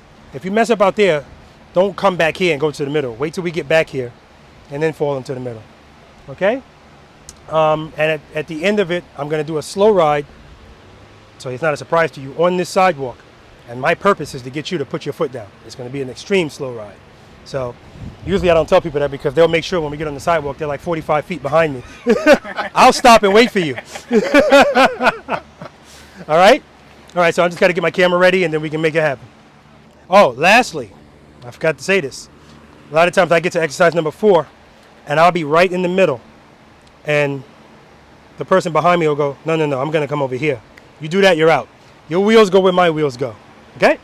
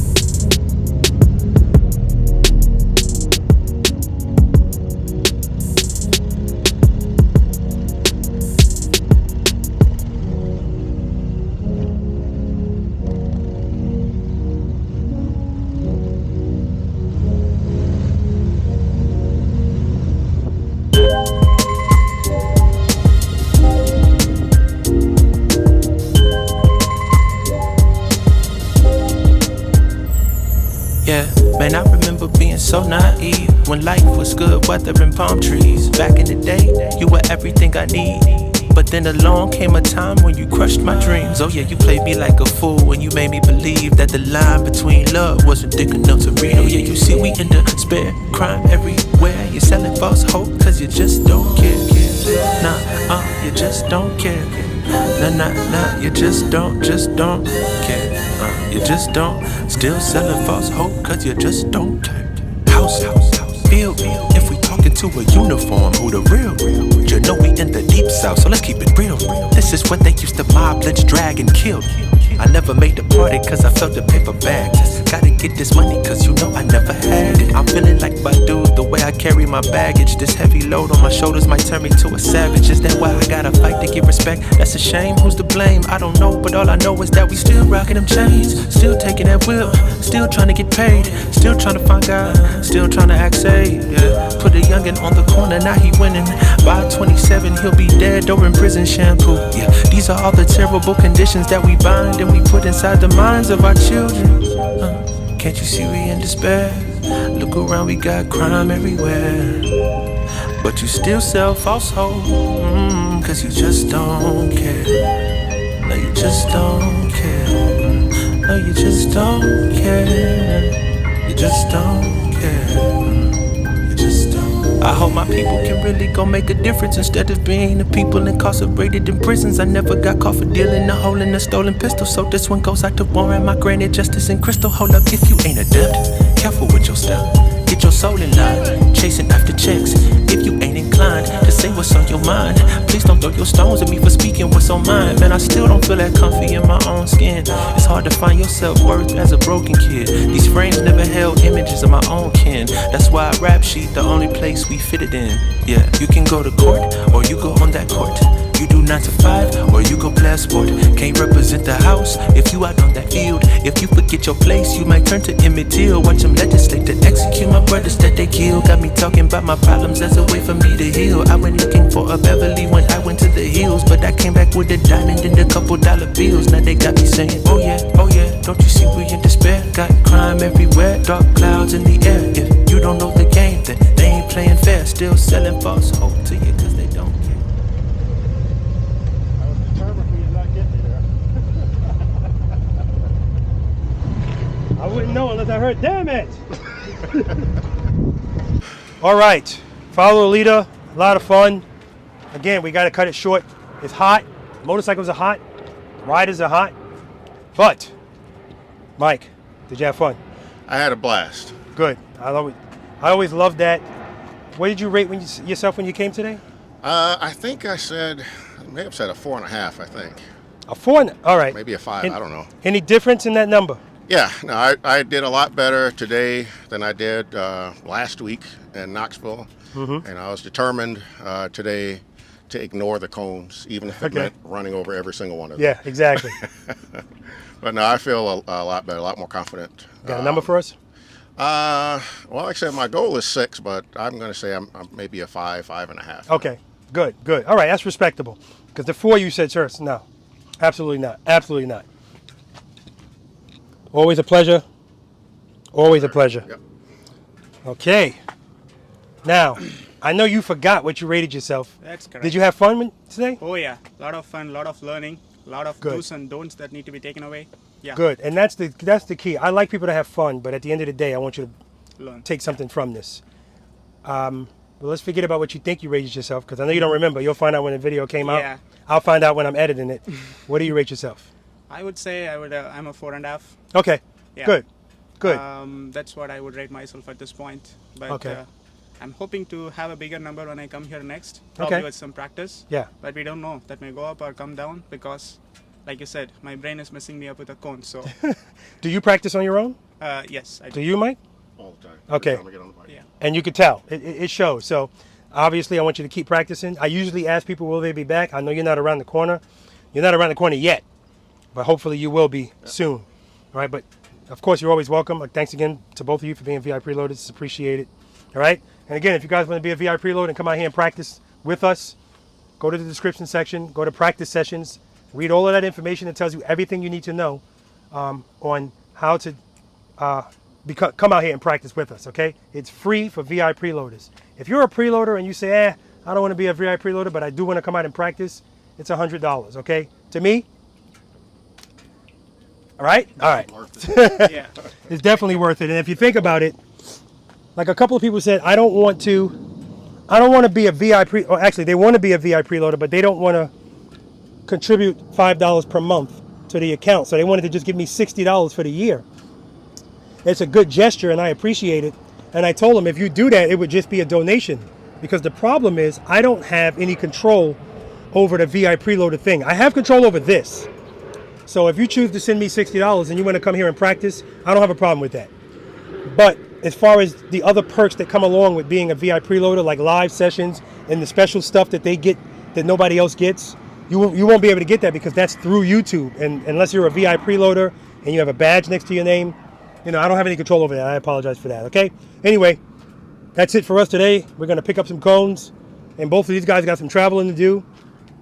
You're going back to Memphis. Memphis, Tennessee. He was going to stay until Sunday, but I think he got overruled by the supervisor.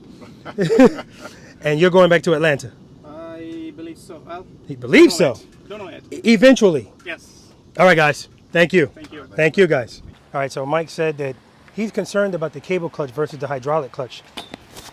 He doesn't want a cable clutch because he thinks it's going to feel funny. So I told him, hey, feel this one. Because, guys, I thought this was a hydraulic clutch when I first got on it based on how it feels.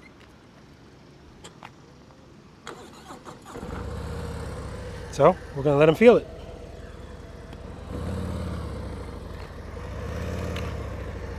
But, you can get used to anything. I always tell people that.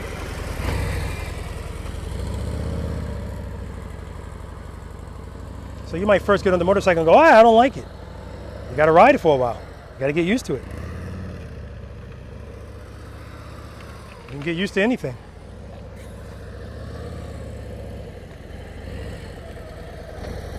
All right, guys, practice session number 26 in the book.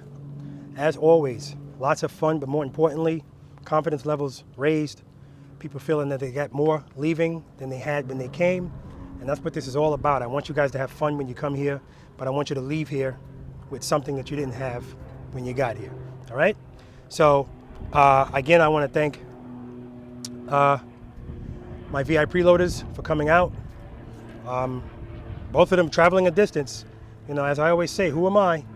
One from Atlanta, one from Memphis. Mike and Selva did excellent today, and they say that they continue to practice and they practice on their own, and it shows. You guys can see that it shows. And the benefit that they have is they're going to be able to watch this on video, watch themselves, see if they can make any corrections or whatever. So that's definitely beneficial. All right, guys, so I want you as well to continue to practice out there, all right? Continue to get better. Continue to share your knowledge of what you know and how you know how to ride with other people if you see that they need it, okay? And like I always say, be careful how you share it. Watch the inflection of your voice and how you deliver it. Some people get a little, they feel a certain sort of way when you're trying to help them. That's all you're trying to do is help them. But they feel like they're being criticized. And that's not what Preloader Nation's about. If we do give criticism, it's constructive. We just want to help each other out. All right? All right, guys. Spend more time being thankful for the things that you have and less time complaining about the things that you don't. I want to give a shout out to my brothers and sisters in blue. Please be careful out there and know that you're appreciated. Special shout out to the NYPD Highway Patrol Motorcycle Unit, particularly Highway 1 because that's where I worked, and the motorcycle school, the Highway District, because that's what taught me how to ride these motorcycles the way I ride them. But remember, guys, it doesn't end there. You have to continually practice, okay? That doesn't mean you have to practice every day, every hour of the day, but make it part of your routine. It's a perishable skill, all right? I also want to give a shout out and thank you again to my wife for providing us with this tent for shade and insisting I bring chairs out here because they came in handy, and the fans also came in handy. So thanks again, honey. All right, guys. Practice, practice, practice, practice, practice, practice, practice. I can't say it enough. Preload and keep it loaded, and practice, practice, practice, practice, practice. Because practice breeds confidence, guys. And a confident rider is not only a safer rider, but a rider that's going to enjoy riding their motorcycle that much more. It's a lot of fun riding fast. I want you guys to have just as much fun riding slow. Until next time, guys.